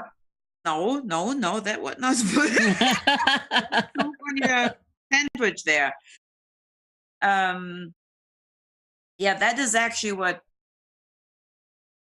shape-shifting is for me, to take over that energy. And yeah, that's what shape-shifting is for me. In this time, in this moment, you take over the energy of something. Is it to feel the energies, to do energy work with it? I'm just saying, I'm not doing that a lot. People should be very careful with it. They always should have someone around that has experience. And just saying, children, don't try that at home. And yeah, that's what actually shape-shifting is for me. So I don't see people changing shapes. It's a form of magic. It's like, yeah, let's say it's a form of magic that you can make people believe. It's a glamour spell. A what spell? A glamour spell, essentially. Glamour spell? Nish? Yeah, a glamour spell is just, it's putting an illusion on. Yeah, illusion. Yeah. So I don't see reptilians with rubber skin and that. It's like, yeah, it's an illusion. To make people believe, and and the more people are sleeping, the more you can make people believe, you know, Mm-hmm. like that are not that you keep them down, not to be able to awake, to raise their vibration and energy and frequency. And I think that's what they're doing with us. So to keep the frequencies and energies down, Who is they? whoever is mingling around with us. I don't say the word elite because I don't like the word. I don't know who they is. I have not seen them. I can't I can't tell you. I just know all those corporations, in my opinion, my personal opinion, I'm not saying it is, um, they don't want us for whatever reason, they don't want us to leave here, and they rather keep us enslaved for whatever purpose. They don't want us to, yeah, they don't want us to awake. And the reason, I can't tell you, this is just my opinion. And they're keeping our frequencies low. I mean, back then, for example, they were doing experiments with empaths, with psychics, and after that, they got eliminated. So, and this is what they do today as well. I mean, just in a different with a different thematic, like trying, yeah. But my squirrel brain comes through. Sorry. I don't know who they is, to be honest. I don't. I do know they have a lot going on. Yeah. Yeah. It's a good question. I really didn't again expect an answer. It's more of a thought-provoking question. I love where you're taking this, Anya, though, and it's the idea of this being kind of a trap, a net, which also played into the dreams with you in the dreams where she's flying and reaches a barrier like Joe has, like everyone has. Joe hits that, but look at like Seth Casposo talks about the 9 levels and gates and all that crap. Yeah, but it's just our synchronistic stuff with last night and tonight. Yeah, that was crazy. So what when people talk about this being a trap, or certainly when we look at some of the old text or the old like the Egyptian Book of the Dead and stuff like that, we see imagery that this is a labyrinth, right? And there's a way out, and a lot of people get trapped. And so and then this also ties into your experience with seeing ghosts that haven't realized that they're dead for a long period of time, and they become the angry ghosts, almost like in Japanese, it's the hungry ghost, right? Hungry hippo ghosts. And so what's the purpose of us being trapped here? What are we being fed on? Is this a farm? What do you think? I mean, I know you don't, I don't think anyone can know for certain, but what are your ideas of why? I mean, of course, I'm not certain either, other than that I probably wouldn't be here anymore. But I mean, I don't believe in soul farm, and I don't believe, just my opinion, I'm not saying that this is a fact, but I don't believe in a soul farm, and I don't believe that we get decomposed and sent back. That I do not believe at all. Worm food. Dog But food. this is a trap. So say like in the Egyptian sense, where the priest would help get the pharaoh out from the underworld and move out of the labyrinth that this world seems to be. Especially what's tied to this world is the afterlife, and it seems to be part of this dream, this illusion, even though it's kind of a little bit, it's like it's the other side of the coin in a way, right? But what's the point of this? What's the point of being stuck here? Copper tops. Me personally, I don't think we got brought here and jailed here. I think at one point we just screwed it up. I mean, maybe we had a purpose here, and over the course of years, we just got greedy and dumb, and someone saw the opportunity. Um, or maybe we were just nosy. Oh, let's see how this could work out, and decided, oh, like, go on this planet. I don't have the answer for that, really. I don't. It just, All right. I have another one that you don't have the answer for. How's this one? What if we are the fallen angels? Yeah, that's what I mean with maybe we got nosy and came here and then we screwed it all up. Well, but then you have to believe in God and the Christian shit and all that crap, which I don't. So, I mean, I think that's true. I'm not believing in angels and that, but they're real, but they're not really what they claim to be. No, and they come from a totally different. Yeah, they're essentially quote unquote demons. Yeah, everything is demon. Everything is demons. Yep. At some point, yeah, it seems like everything turns monstrous. And when I say demon, I mean that as a background process. Yeah. Not as a horned devil. Right. Well, you just clarified that anyway with not ascribing to the biblical stuff. That's right. Demons got demonized. They got a bad rap. Well, I think we should ask questions. Come across from the chat with the questions, chat folk. Bring forth the questions for Anya. Bring forth the questions. With this holy microphone. Did I make sense at all? Because sometimes I cannot sort my thoughts into words. You made so much sense it confused us. We're following you, Anya. We love it. Totally. I mean, and angels and all that. I mean, we know where this is coming from, and then I would start to I would have to start talking about the Vatican, and then I would go for it. Talk about the Vatican. Get out. Take out. Vent about the Vatican and how they're Satan worshippers, and go for it. Jerry and I are equal opportunity with everything. We'll bring it to the table. I hate the Vatican just as much as you do.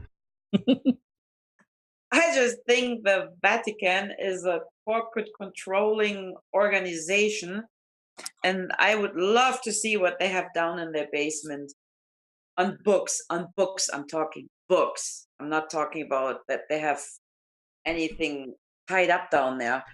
They have the Library of Alexandria probably down there. They have a lot of other things down there, and that brings me to the next thing here. Bring it. Like a Pythia or a Sybil or two. Some ancients. Yeah, and I mean, I would say even magical books. I mean, who I don't know who they are. Vatican. They use numerology. They use black magic. They have dark magicians working against us, and I know this, and I'm putting my foot in the nettle hole now here. No, you're not. And they have psychic squads who go out and harass people. I know that. The Vatican. Well, I'm serious about that. I am too. I'm 100% serious right now. I know that they have psychic people, groups of psychics who go out and attack people who are, getting too close to the truth. Dark magicians too, and that's why I would like to see what the Vatican has down in their basement, because I mean they must get that knowledge from somewhere. That's where they had all the Nephilim. No, I'm kidding. So, I really think, like I've always my whole life felt that the Library of Alexandria did not burn down. That it was raided by the Romans, and it's all the shit's in the basement of the Vatican now. As far as magical stuff that they've got, if you think about it, the Inquisitions was little more than stamping out all the opposing magical systems out there. The stronger ones, the matriarchal based systems, like the druidic ones.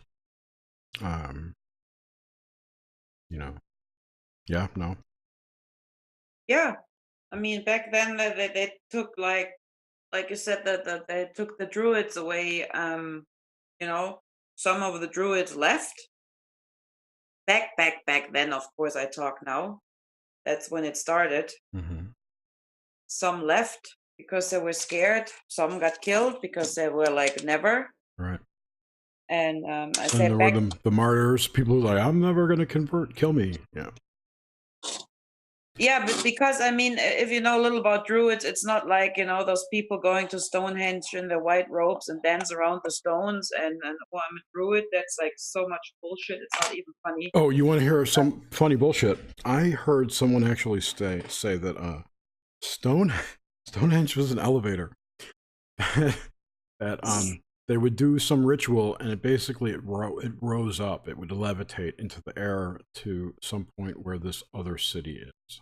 Like, I don't want to say Atlantis, but something. Maybe it was what is that called? Damn, Hyperborea, something like that. I know it's crazy. I'm not asking if it's true. I'm telling you it's funny. There's all kinds of crazy shit out there about everything that's been discovered from our history because nobody knows. No, nobody knows, and nobody will ever know because we don't have the books. They have them all in there. I mean, not even the books. I mean, the Druids, I mean, never wrote books. They never wrote books. Right. Like the real Druids. They passed their knowledge on. Right. And word of mouth and lore knowledge is, you know, unheard of these days. So, but that's why there will be no books about Druids ever, like the original. But I mean, someone else could have written it down from whatever they were told when they were tortured or whatever. I mean, who knows? So where do I have to think that this information is somewhere. People talk about the Akashic Record. There must be a way to, if that's true, get to this information through the Akash.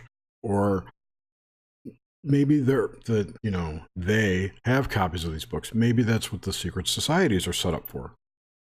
To save this knowledge for the future. Maybe it's just not safe to release it. You know, I mean, there's a jillion answers in there. It could be anything. But all we know basically is that our history's fucked. That it doesn't make any sense. From A to Z, it's fucked. It's nothing you right. You don't know nothing anymore. Right. You know, yeah, exactly. It's like I hear things about, oh, they found a new dinosaur skull. I'm like, oh, yeah, right. You just don't know what's real anymore. Pyramids, they will never find out. I mean, the 10 million thousand speculations for what they were built, but you will never find it out. Yeah, our history is a lie. Seven Ravenwolf said that, and I always like to quote Napoleon Bonaparte, who said, "History is a lie agreed upon." Plus, it's super. One of the things that seems like people talk about demonized is the idea of questioning narratives and people that question it. So you don't even have to believe in something. The act of questioning a narrative gets you thrown into like woo-woo camp or to the fringe. And it seems to me like it's getting worse with this whole fake meme, fake this, fake that, which just cancels it out. It derails it. It ostracizes the whole idea of questioning. And so we find ourselves back into those days of it's a heretical act to say, I don't know that I believe that narrative. Yeah, but also I think this is when our gut feeling comes in, our intuition that they try to lock down as well, our intuition, Yeah, but now see, here's where I'm going to turn it on you and say, they're not doing that. We're doing it to ourselves because we want, as a species, all this shit. We want faster internet. So they're putting in 5G because everybody wants it. Nope, I don't. I know you don't, but you're not everybody. Nor do I. What? But I get what you're saying, Jerry. Yes. It's like I get what you're saying. We've almost painted ourselves into this corner. We had help. I'm not saying that we didn't, that there wasn't, fuckery on the outside. Definitely happened, but most of the bad stuff. Well, just on that whole 5G experience, part of the fuckery is, the obsolescence of all of our tech right now that's so slow, and they're coming in like snake oil salesmen saying, you want fast, you want to stop this buffering, you want to do this, here's what you get, buy this. And how can I not think that for some reason the internet service providers aren't throttling my data ahead of the release of this to make me want it more, just like Apple got caught doing. Yeah, absolutely. I think that was so brilliant that they did get caught in that, because, and of course there's the million Appleites out there that, you know, I don't think anyone who has an iPhone is like a real person. Dude, I do, but whatever. There are people that say I'm a bot. You're a bot. Anyway, actually, it's not my phone, but she's not a bot. The owner is. Don't trigger me. Don't trigger me. I'm kidding. I don't think they're bots, but I mean, no, if you have an iPhone and you don't realize how unproductive you are with it, you got an issue. That's all. I actually don't have an iPhone, but I do have a MacBook. So, and that was because of school. Same statement. Yeah, I know. So, but that's what I'm saying. So, but this stuff will come out. It'll come to surface, like that whole Apple fuckery came to surface. And this is not even getting into some of the deeper level stuff. That's the stuff that came to surface. And still, it's like a big washover. It's still like, no, they wouldn't do this. They wouldn't do this. So I need to get a new MacBook because it's so slow. They're saying it needs to hook up to 5G if I want to go faster. This was just the way it always was. I'm just noticing it now. There's no giant child sex trafficking ring. What are you talking about? Yeah, exactly. You conspiracy theorist. Just listen to the authorities and don't ask questions. Duck and cover, baby. Duck and cover. We got all under control. I got 2 words. Tommy Brown. I love this Nox Mente tonight. This one's been, it's definitely been a horse of a different color. This one does not count. Right now, it does not count. It's like an official show. It does count because Anya's here, but you know what I mean. Yeah, no, I know. This is great. It's not up to my perfection. Anyway. Well, we had all the tech issues because you need 5G, Jerry. Yeah, we're going to go get 5G. What I did want to say about because of the way 5G works, okay, I don't want to get into the details, the weeds about it, but basically, it doesn't transmit as far as 4G. So they have to put up more antennas. They call them antennas or repeaters, I think. I read last week that the number of antennas, repeaters, they're going to put up for 5G is double the total number of all cell phone towers ever put up. Ever. Oh my goodness. Mm-hmm. So if you think you're bathed in EMF now, just wait. Yep. Oh, fuck. And yeah. It's like every business is going to have a big antenna right now, pointing at you. No, I have 2 towers here next to me, and I swear, when they cranked up, I'm itchy. Yep. The ears ring really loud. It's really yucky. The thing about the 5G repeaters is that they're like wireless routers, so they're behind a counter. You'll never see it. And every business is going to have one. I mean, I'm pretty sure the Xfinity or Comcast is already selling them. I mean, I might as well stuck my head in the microwave and get it over with. It's like, nah, just take a bunch of acid. Well, that's cool. I just think. But if we're dreaming, isn't it possible that we can actually change the program? Well, I'm working on that one.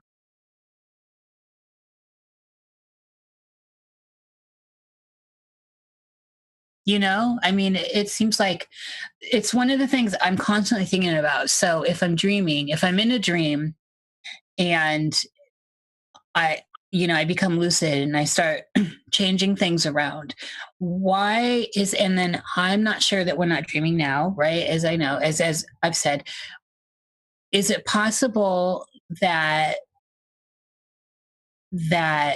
but then I with other people that are not having some things can change things, the sim, if you will. And like, why do we actually have to head down the nasty path? This is just a question for Jerry, Anya. Like, why do we have to head down that nasty path? What nasty path? Well, like, for example, what we were just talking about, 5G. So if we acknowledge that this could be dream time, why is it that the collective, so this is obviously out in the cloud, the collective stuff, this the stuff that we don't like the 5G or all the power over stuff, all that stuff, why can't we change that? Why can't we go down another path? Why is it, to me, it feels like I'm not having enough control. Like I can't say, no, I don't, I can say I don't want it, but it's still coming. And so that's the thing that seems, it's because a lot of people are still sleeping and they don't want to wake up. They like their football. That's actually a really good answer and a really obvious answer too. And this is only going to put them into a deeper sleep. Allegedly, and I do want to bring this up too, I don't know that 5G is bad for anyone because no studies have been done on it. You know, that they're just that in and of itself is bad that they're putting up these broadcast towers. Yeah. Broadcasting frequencies. Yeah, the frequencies are different too from the 5G. Right. It's a certain bandwidth, a certain frequency spectrum, but I do know this. I did research this. The frequencies that are used by the government project called Voice of God or what's that? V2K, Voice to Skull, V2K, that kind of, they beam a microwave frequency at your cheek or somewhere on your head, and it vibrates your ear, and you basically hear whatever it is. And it was used in the Iraq wars to make the Iraqi soldiers drop their weapons and surrender, because Allah told them to. And that's a real thing, and those frequencies are the exact same, they're right in the middle of the 5G band. And that's pretty creepy, especially if they're in every business. But, so what do? You asked your question, what do you do? Well, you move into the country and, you know, shit in the woods, or you fight AT&T and Sprint, T-Mobile, and whoever else is out there doing it. No, but so like think more esoterically. So if we say we want to meet, so we just assume this is waking life and that's what it is. It's not a dream within a dream within a dream. This is just waking life. Reality is what it is being served to us. And so we say, hey, let's meet up in the dream time. Let's meet up and become lucid and do whatever. Why can't we do, and then try to, once we become conscious that we're all conscious, right? Lucid, that we're all lucid.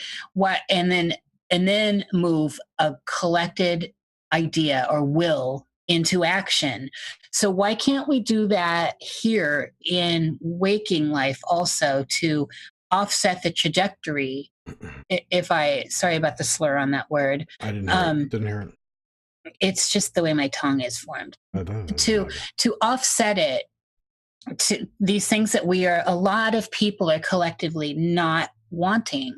Like, I personally don't know anyone that wants to get tumors from their cell phones and stuff. Nobody wants that. And so no matter what the secret agenda could be or is not, we don't want that. So can we change that collectively here and now? Yeah. Okay. Just check this out though. You know, cell phones causing tumors, that just came out like 2 weeks ago, like an official study. How long have cell phones been out? Oh, I know. And if 5G is like 10 times worse, it's going to be, you know, if we have to wait 10 years, 18 years for cell phone studies, everyone will be dead. But I know. Well, you know, I'm not having it. No, I know. But just saying so. But there seems to be a lot of naysayers, Jerry, and we get thrown into the crazy pot. Yeah, cuckoo pot. For asking these questions, and I'm just trying to figure out, especially with people like Anya, why can't we change this path? Aren't you that person who doesn't believe in the moon landing? And now you're telling me the towers are... That's how it's going to go. You know, it's like it's like face palm. Boom. Okay. Yeah. Yeah, but I think that is what we all have to work on, and I think that is like now where everybody's getting more aware of their abilities, about frequencies, energy. People are more and more connecting. This is the time now where they, sorry, I have to say it again, but work against this because they don't want us to raise our frequencies. They don't want us to change anything. They don't want us to use our gifts, our abilities that we all have. And each of us has an individual gift and an ability, and it's just beautiful the more I meet, you know. And I do really believe, though, if you or whatever this really means, raise your vibration, they won't affect you if you get to a certain level. I don't know what that is. I'm not saying it may. I just really think it will. I think it microwaves of a lower vibrationary, state, and you're higher aren't going to be able to hit you. Yeah. Well, and that ties into the whole thing that we all know and hear about that is gotten co-opted, sadly, by flakiness. But the moving the energy through our meridians, through our chakras, and trying to raise and doing that, raising our actual vibration, which we know is possible. Science backs this up, even if we're subscribing to any of that. I mean, but there must be a way, as you said, there must be a way to fight against it. Maybe there is a way if we work.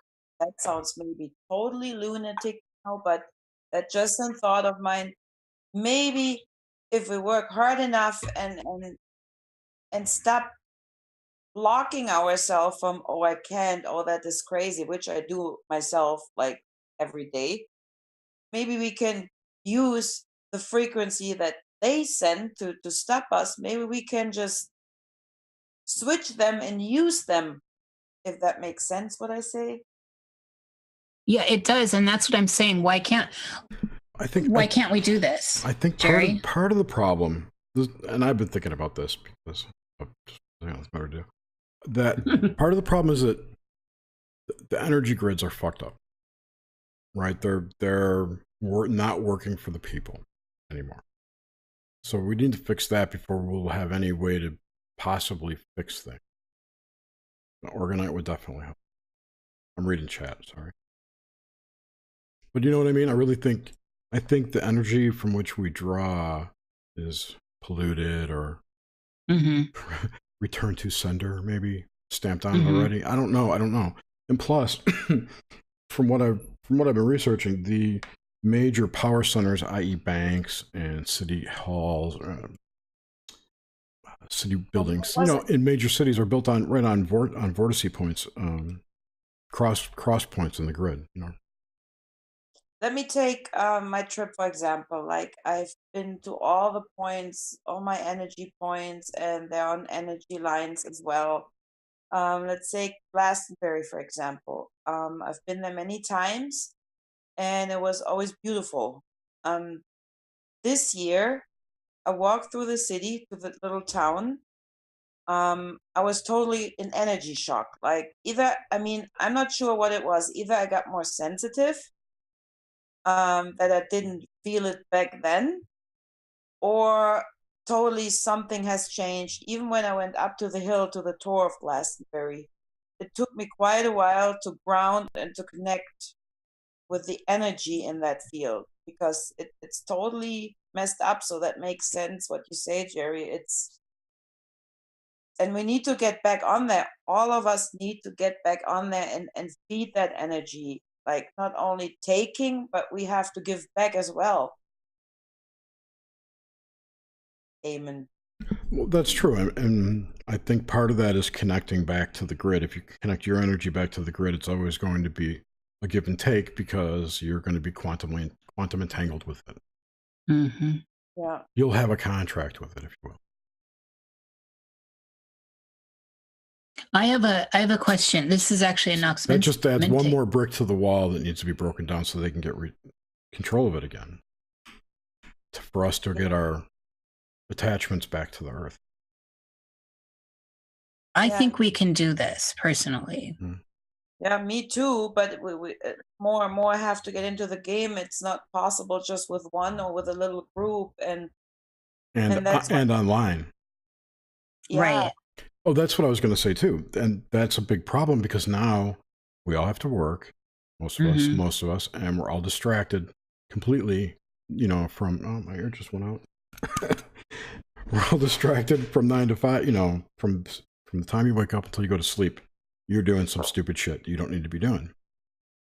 But that's the construct. That's what, and we all somehow, even though we didn't sign up for it, we all participate. Maybe we didn't all sign up for it. I feel like I didn't, but we still have to participate in some way. Even that feeling could be part of the fuckery. I know. Yeah, true though. See, it's just like it's so we can live and have a place to stay. You know, I Right. put a roof over my head. To be honest, like, I mean, if I could, I would go off grid. Like, but then again, you need you need money to go off grid because you want a roof over the house, over your head, right?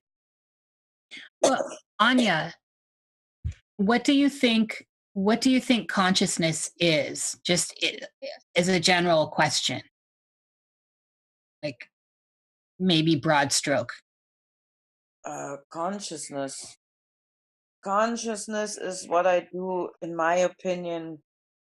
What I do, what I'm aware of that I do. Mm. But how about the larger collective consciousness? Ugh, if I only knew. Are you a part of that? Are you separate from it? I think I'm becoming part of it again. I like that. I'm not there yet, but that's I think what we work on to Don't become. sell yourself short. No, I don't. No, this is what I become again. Yeah, part of it. That's a really interesting idea. What do you think about, like, where is it stored? Is it in your head? Do you believe like this, all the shit that's going on is in your brain, your physical brain? Or are you just like a network terminal to the cloud? And you're really like running your body from up there in your own little capsule, which is just you trying to get back out into the cloud, maybe. No, I think I'm walking in my little spaceship. Okay. My body is my little spaceship. Yeah, I like that terminology a lot. I do too. And, you know, I'm really trying to get away from this whole network analogy because I don't like it anymore. So It's getting closed in on is why it was at one point it was kind of freeing and open, and now it's getting pigeonholed. I'm getting stuck into pipes everywhere. This is my big rant lately, is that we're getting close to like the ultimate duality, and it's analog versus digital. We get nothing. Everything that's analog in our life is passed to us through a digital tube, a straw. You know, all the music, everything but food. But that's going to happen once we have replicators, right? Yeah. I think that's if anything, that's what's cutting us off from vibrating it with the earth. Yep. That's why I see. Yeah. Like I said, I felt it clearly in Glastonbury. I mean, there were some spots that weren't touched yet. You went to Cornwall, right? I went to Cornwall, to Tintagel, which Oh, yeah. was fantastic. I got such an energy boost that was unbelievable. I didn't know where to put myself after. But like I said, Glastonbury actually made me sad that I was really disturbed that energy, like, I wouldn't say the earth was crying, but it was like really low. Like, it was just like, nope, I'm out of here. Like, I'm not dealing with this shit anymore. Yeah, I hear that. Isn't there a castle? Not Tintagel, but there's another one I thought. Like was it Henry VIII's home was there? Or one of the, who was he, a Tudor? Oh, there, Henry the Eighth. Henry VIII is a Tudor, yeah. I don't know English history. I'm just guessing. I think Henry the Eighth, it was more up Lincolnshire. There was a Henry who lived there. Lincolnshire is way up north. Yeah, they lived everywhere, those Henrys. Well, I remember. So the Tudors. I'm gonna be. There was scratched one. I forgot the name again, for crying out loud. Me and names. Tudor, William and Mary. No, Roses. we've been actually to two places. One was Henry the Third. One was Henry the Fourth, I believe. He liked to spread out. Yeah, they spread out everywhere in England. It was interesting. Lincolnshire, that was Henry the Eighth, and part of it. That's Elizabeth's dad. Elizabeth Anne Boleyn's dad, Henry VIII. John Dee's chick. Yeah, Queen Elizabeth I. Man, I just heard a really fascinating discussion. Whether or not it's true, I have no idea. But it was really interesting about how the Tudor versus the War of the Roses, and how that was actually a bloodline DNA thing going on. Because they wanted to. Yeah, there's always been a lot of juicy stuff around all that. But they were fighting against the Vatican because the Vatican wanted some of their DNA. Yeah, there's some juicy stuff there. Anya, when you were in Cornwall, did you go to the Museum of Witchcraft? No, I didn't. Oh, girl. That's all I have to say about that. Yeah. No, I didn't. I know it was there, but to be honest, I had to watch my finances. Yeah. So most important for me was to get on the top, to go to Merlin's Cave, get up on top of the hill of the castle, and go to other beaches and sit on the cliffs and just get the energy there. Didn't you pet some animals there at Tintagel? Did I what? You had a close encounter with some kind of animal or bird. I forgot. Yeah, seagull. Seagull, that was it. Yes. I was at the border of the cliff. I just like to sit very close. I was freaking people out, but I just like the view. And that little seagull, not like nasty, she was just standing there and looking at me. And I was eating my breakfast that I took with me from the bed and breakfast. And I'm like, what? You want a piece of sausage? And it came tripping to me, like waddling on his feet. And so I throw him a piece, right? And then kept staring at me. I'm like, okay, just a piece of toast and that's it. And I kept talking to that bird, and people were probably thinking that poor woman, she doesn't have a cat, she's talking to birds.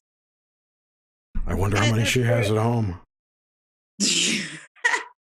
And that bird was so funny and communicating with me. Okay, he was just after my food. He just wanted like one thing, must have been a male bird. Just wanted one thing from me, a toast. But I had encounters with other animals too, and I was standing in the morning at Avebury at my favorite stone, and there were sheep, which was fine. Then that one sheep walks up to me and just stares at me, and all of a sudden all the other sheep turn around and staring at me. I got a little creeped out there for a second, I have to admit. I was like, what? Now what? Like really staring at me, literally, and I have it on video too. And the other one were cows. I'm walking back from the cliffs, looking at the cows because they were all white and beautiful. All the cows turned around staring at me. I'm like, okay, I had it now. I'm like, I'm out of Dodge here. I mean, I have it anyways with animals. It's like, I don't know. It's like they like you. Yeah, they do. It's like they're always up my butt somehow. Yeah, me too. My cat. Well, I'm surprised she's not here. I hit her. That's why. Not hard. Except Trisha's Masca. She didn't come to me, but she came close. Trisha said closer than to anyone else. Nice. That's very nice. So yeah, I mean, I love animals too, but I know what I was thinking about Cornwall. So it was Henry VIII's child, Henry IX or whatever, was the Duke of Cornwall, but he died. Yeah. And after England split with the Vatican, they basically moved everything to the southeast from, like I read, from Kent to Cornwall. So he took over that whole region. Yeah.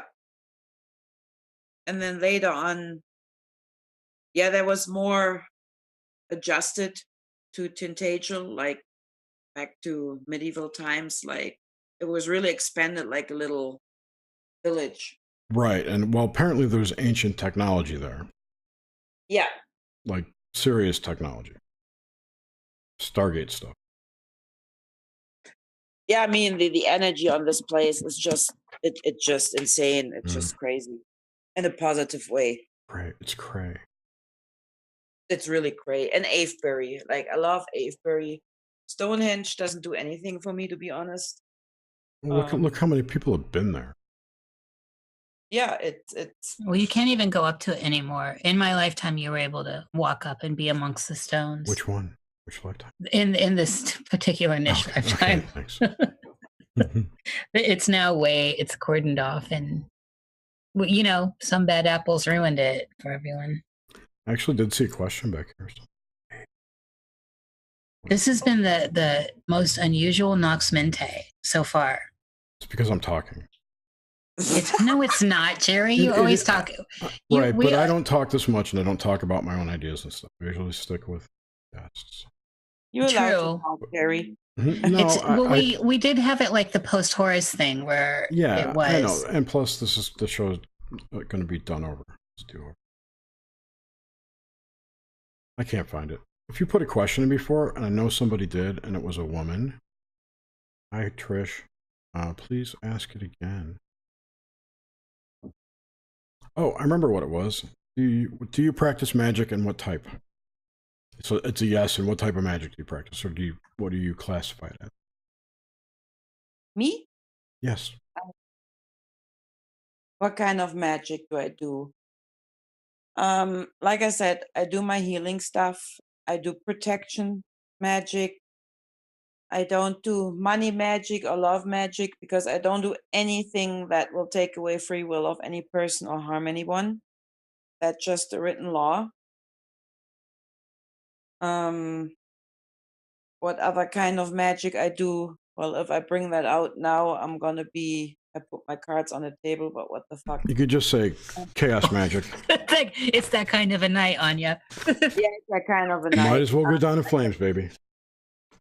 Like I said, before, or we talked about that they have their psychics and their magicians. Whenever I get a hold of it or a sense of it, I fight against it with my magic.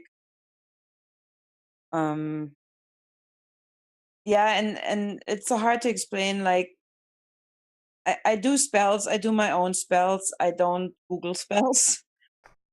I don't use other people's spells.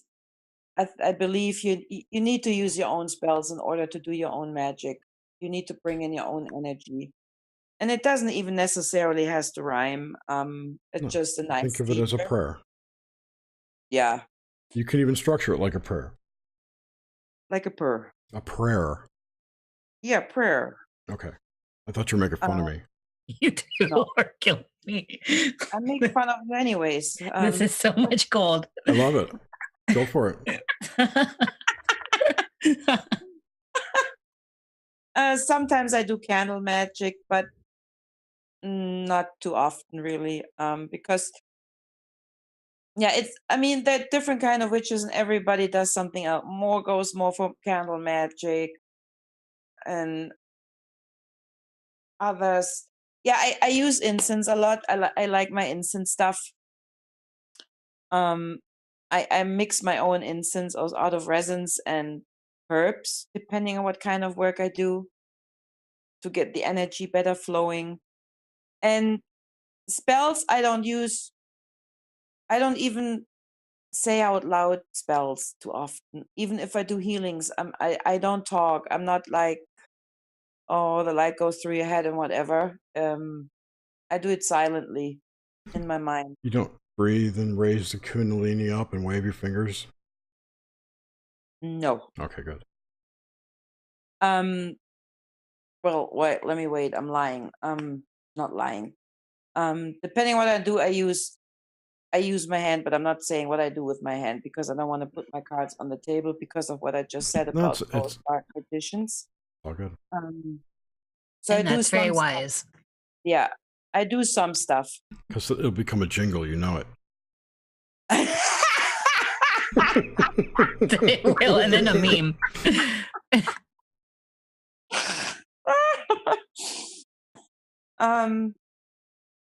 So, yeah, mostly I wave energies around with my hands, but not like above my head, like Merlin Hollywood style. So it's mostly pure energy I use. Not so much. How about visualization? That as well, but again, not against anybody's will, and with this whole manifestation obviously thing. And that's really interesting about the free will. I've been thinking about this too. I'm naughty like that. Everybody wants to go out and wake people up, right? Isn't that in a way violating their free will. If Yes. they choose not to believe stuff. So it's really not our job to wake people up. No, I think we can hint people. Totally can do that. But if they're not ready, if they don't want to hear it, then it's time to move on. So I gave up on that a long time, or I learned the hard way. Mm-hmm. So I learned the hard way that everybody has to go their own path. So maybe they're not supposed to be ready. Maybe they still have to do a little more. Maybe Maybe bots. they have to fall a little bit more on their face than others in order to become the new them. Or maybe they're not going to be. Yeah, or maybe not, but it's not us to choose. I mean, Right. we can hint, we can try it to a certain level without influencing, though, like without breaking a will or using their weakness. Not weak. I don't mean it in a mean way. Oh my God, that came across totally wrong. But I mean, people that are in the system, sleeping, being manipulated by TV, and just during the day. My squirrel brain again. And we save ourselves, and I think that people forget that. And I mean, we see it with the culture we're in, where there's a pill for everything, where there's you go and consult someone who's got an alleged authority over you in something, and you give away your sense of knowing yourself and digging into yourself. And that's what I think is so important. And what is so nasty, especially about people who push their stuff onto other people. It's like, well, in the end, you're not here. I'm here. And I'm the one who has to face my own darkness. I'm the one who has to move into my own, whatever it is, sense of knowledge. And I'm the one who has to die my own death. Yes. I mean, we have enough with ourselves to do, right? Yes, absolutely. I mean, on the way, we meet people that can help us doing the next step, and on our path we meet people where we think, oh, they need help. We can try to reach our hands, but if they're not ready to walk the mile with us, then we have to let them go, as hard as it is. And that has nothing to do with being arrogant or whatever. It's just like they're not ready then. Yeah. Yeah. And, with things like the tools that we can use, tarot and astrology and talking, all of it, music, it's just to also, I think it's about being a reflection and showing when someone comes to you and they want a tarot reading, you're really just trying, for me, the goal is always to reflect back their stuff onto them via the symbols at hand, the astrological mandala, the layout of tarot cards, or even just some well-placed questions. But they have to do the work. Otherwise you get obsession, or the people like Trisha was talking about this the other night, that no matter what you do, they're going to, and if you don't say what they want to say, they're just going to come at someone else with the same thing. They become obsessed and addicted to seeking people out. Yeah, I mean, it's not always what they want to hear, and that's a problem. I mean, a tarot card reading is not about what you want to hear. It's about, as a guidance, as you said, as a reflection to guide them, to give them a little comfort on the way. But it's not necessarily always what they want to hear. Yeah. And in the end, we all have to walk our own path. So that's what, and it, like I said earlier, it seems like we're really fighting uphill against this idea of instant help via a medication, or and then into all the stuff we talked about earlier with just trying to derail or redirect the negative stuff that we don't like as a group, as a community. But in the end, it does start with our own voice. It does start with you speaking from where you're coming from, rather than what you think the outer world wants to hear or see. Come from your heart, not your head or your dick. Amens, brother. So the one comment I want to add to this, which Seven Raven Wolf just psychically sucked out of my head, was one way around this free will issue is to do what I tried to do with the Hive, was to get ideas out there and not be authoritative, to be more cloud seeders, if you will. And Nish, you know, we both have talked about this, even for this show, that, you know, these are our opinions. It's what we think. We're exploring it. We change our minds a lot. I know I have. In fact, Nish and I were talking, I don't remember when. Last night. It was last night. Last night. How we changed. It's like in the last year, we've, 90 degrees from where we were. Yeah, we probably contradict ourselves from earlier shows. Definitely. So, I mean, it's not like we are locked into anything. So I've always felt that, it's not good. You will incur karma if you break someone's free will or subjugate it. So, but you can see the cloud. Yeah. So that's what I like to do. And so thank you, Seven Raven Wolf, for reminding me. I'm done. I feel like this is a good place to wrap. This has been not only has it been an unusual show, it's been also unusually long, which is nice. This should go into post-Horus, this whole show. There you go. Well, there is no post-Horus anymore, but yeah, I know what you mean. But in that, in that section, like that kind of conversational after hours. Yeah. We're all having a cocktail and talking about all this stuff. And I will have the podcast up this week too. So you'll be able to listen to it on your podcast, whatever. You won't have to come to YouTube to get the shows. Hallelujah.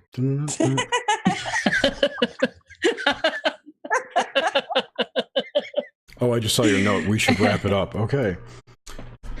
Well, thank you everyone for joining. Thank you, Anya. Do you have a website or anything other than your YouTube channel that you'd like to promote or talk about, or how awesome you are? Or do you do readings? Was that a fart? Well, I got Twitter and Facebook. It's the same name as I have on YouTube. So, I mean, I don't promote too much on Facebook or on Twitter. I just have my YouTube videos. So, well, mostly I have my YouTube channel that I just started getting going. So there's not too much yet. And I mostly talk about herbs, healing herbs. I want to bring on some information about healing herbs to people. I love the title of your video today. I forgot what it is, but I loved it. Started with an A. It started with an A. It was 3 words. A something something. About the anxiety? And it was like, I'll look it up. Well, what did you title your video today? What do you expect me with my squirrel brain to remember how I titled it? Well, mine's like 10 times squirrelier, so. Squirrelier. And I even looked too, and I'm sitting here going, what was the name of that? It was called you guys, this Herbs is Against Anxiety. Herbs Against Anxiety. It was like Cards Against Humanity. Yes. It was funny. Yeah. So she's got a great it sense of humor. Started out with 3 herbs, and then it ended up as a big in the gutter show. It was so funny. We had so much fun. Is that the Uranus? Your videos are great, Anya. I watched a couple today. It's the new moon energy. I blame the new moon. That what, Jerry? It's the new moon energy. It just ruined today. I couldn't work today. So I just made wishes all day. Well, so thank you, Anya, for coming on, and we're going to do more later. And maybe we'll do like we did with Trish, with Cruising with Steak folks. That was extremely fun. Oh yeah, we did a swap cast, which that was really fun. Grimsteak, you owe me an audio file. and we got like weird questions, like funny ones, like what's your favorite movie, what's your favorite this and that. It went everywhere. I can't wait till we have that out. And thank you to all of our chat that I don't see. What has been crazy, because we had how many deja vus, Jerry and Anya? We had like 17 cutouts. Yeah, we had a few there. Yeah. It was actually really, it's been kind of awesome. I swear I'm vibrating at a 5th dimensional level right now. It's New Earth. I can see 5D Earth out my window. It looks beautiful. I'll see y'all there. Anyway, I'm kidding. I tease. No one's going to go anywhere. Nothing's going to happen. I will see you all next week. We will see you next week when our guest will be Justin Salas, the ex-co-host of Friends to Know. So everyone have a great week. Thank you so much for having me. I really, really enjoyed that. That was really fun. Good. Glad you did. Thank you, Anya. See, I told you, didn't I? That it'll be weird at first, but you're going to have a blast. Yep. All right. All right. Good night. Good night, everyone.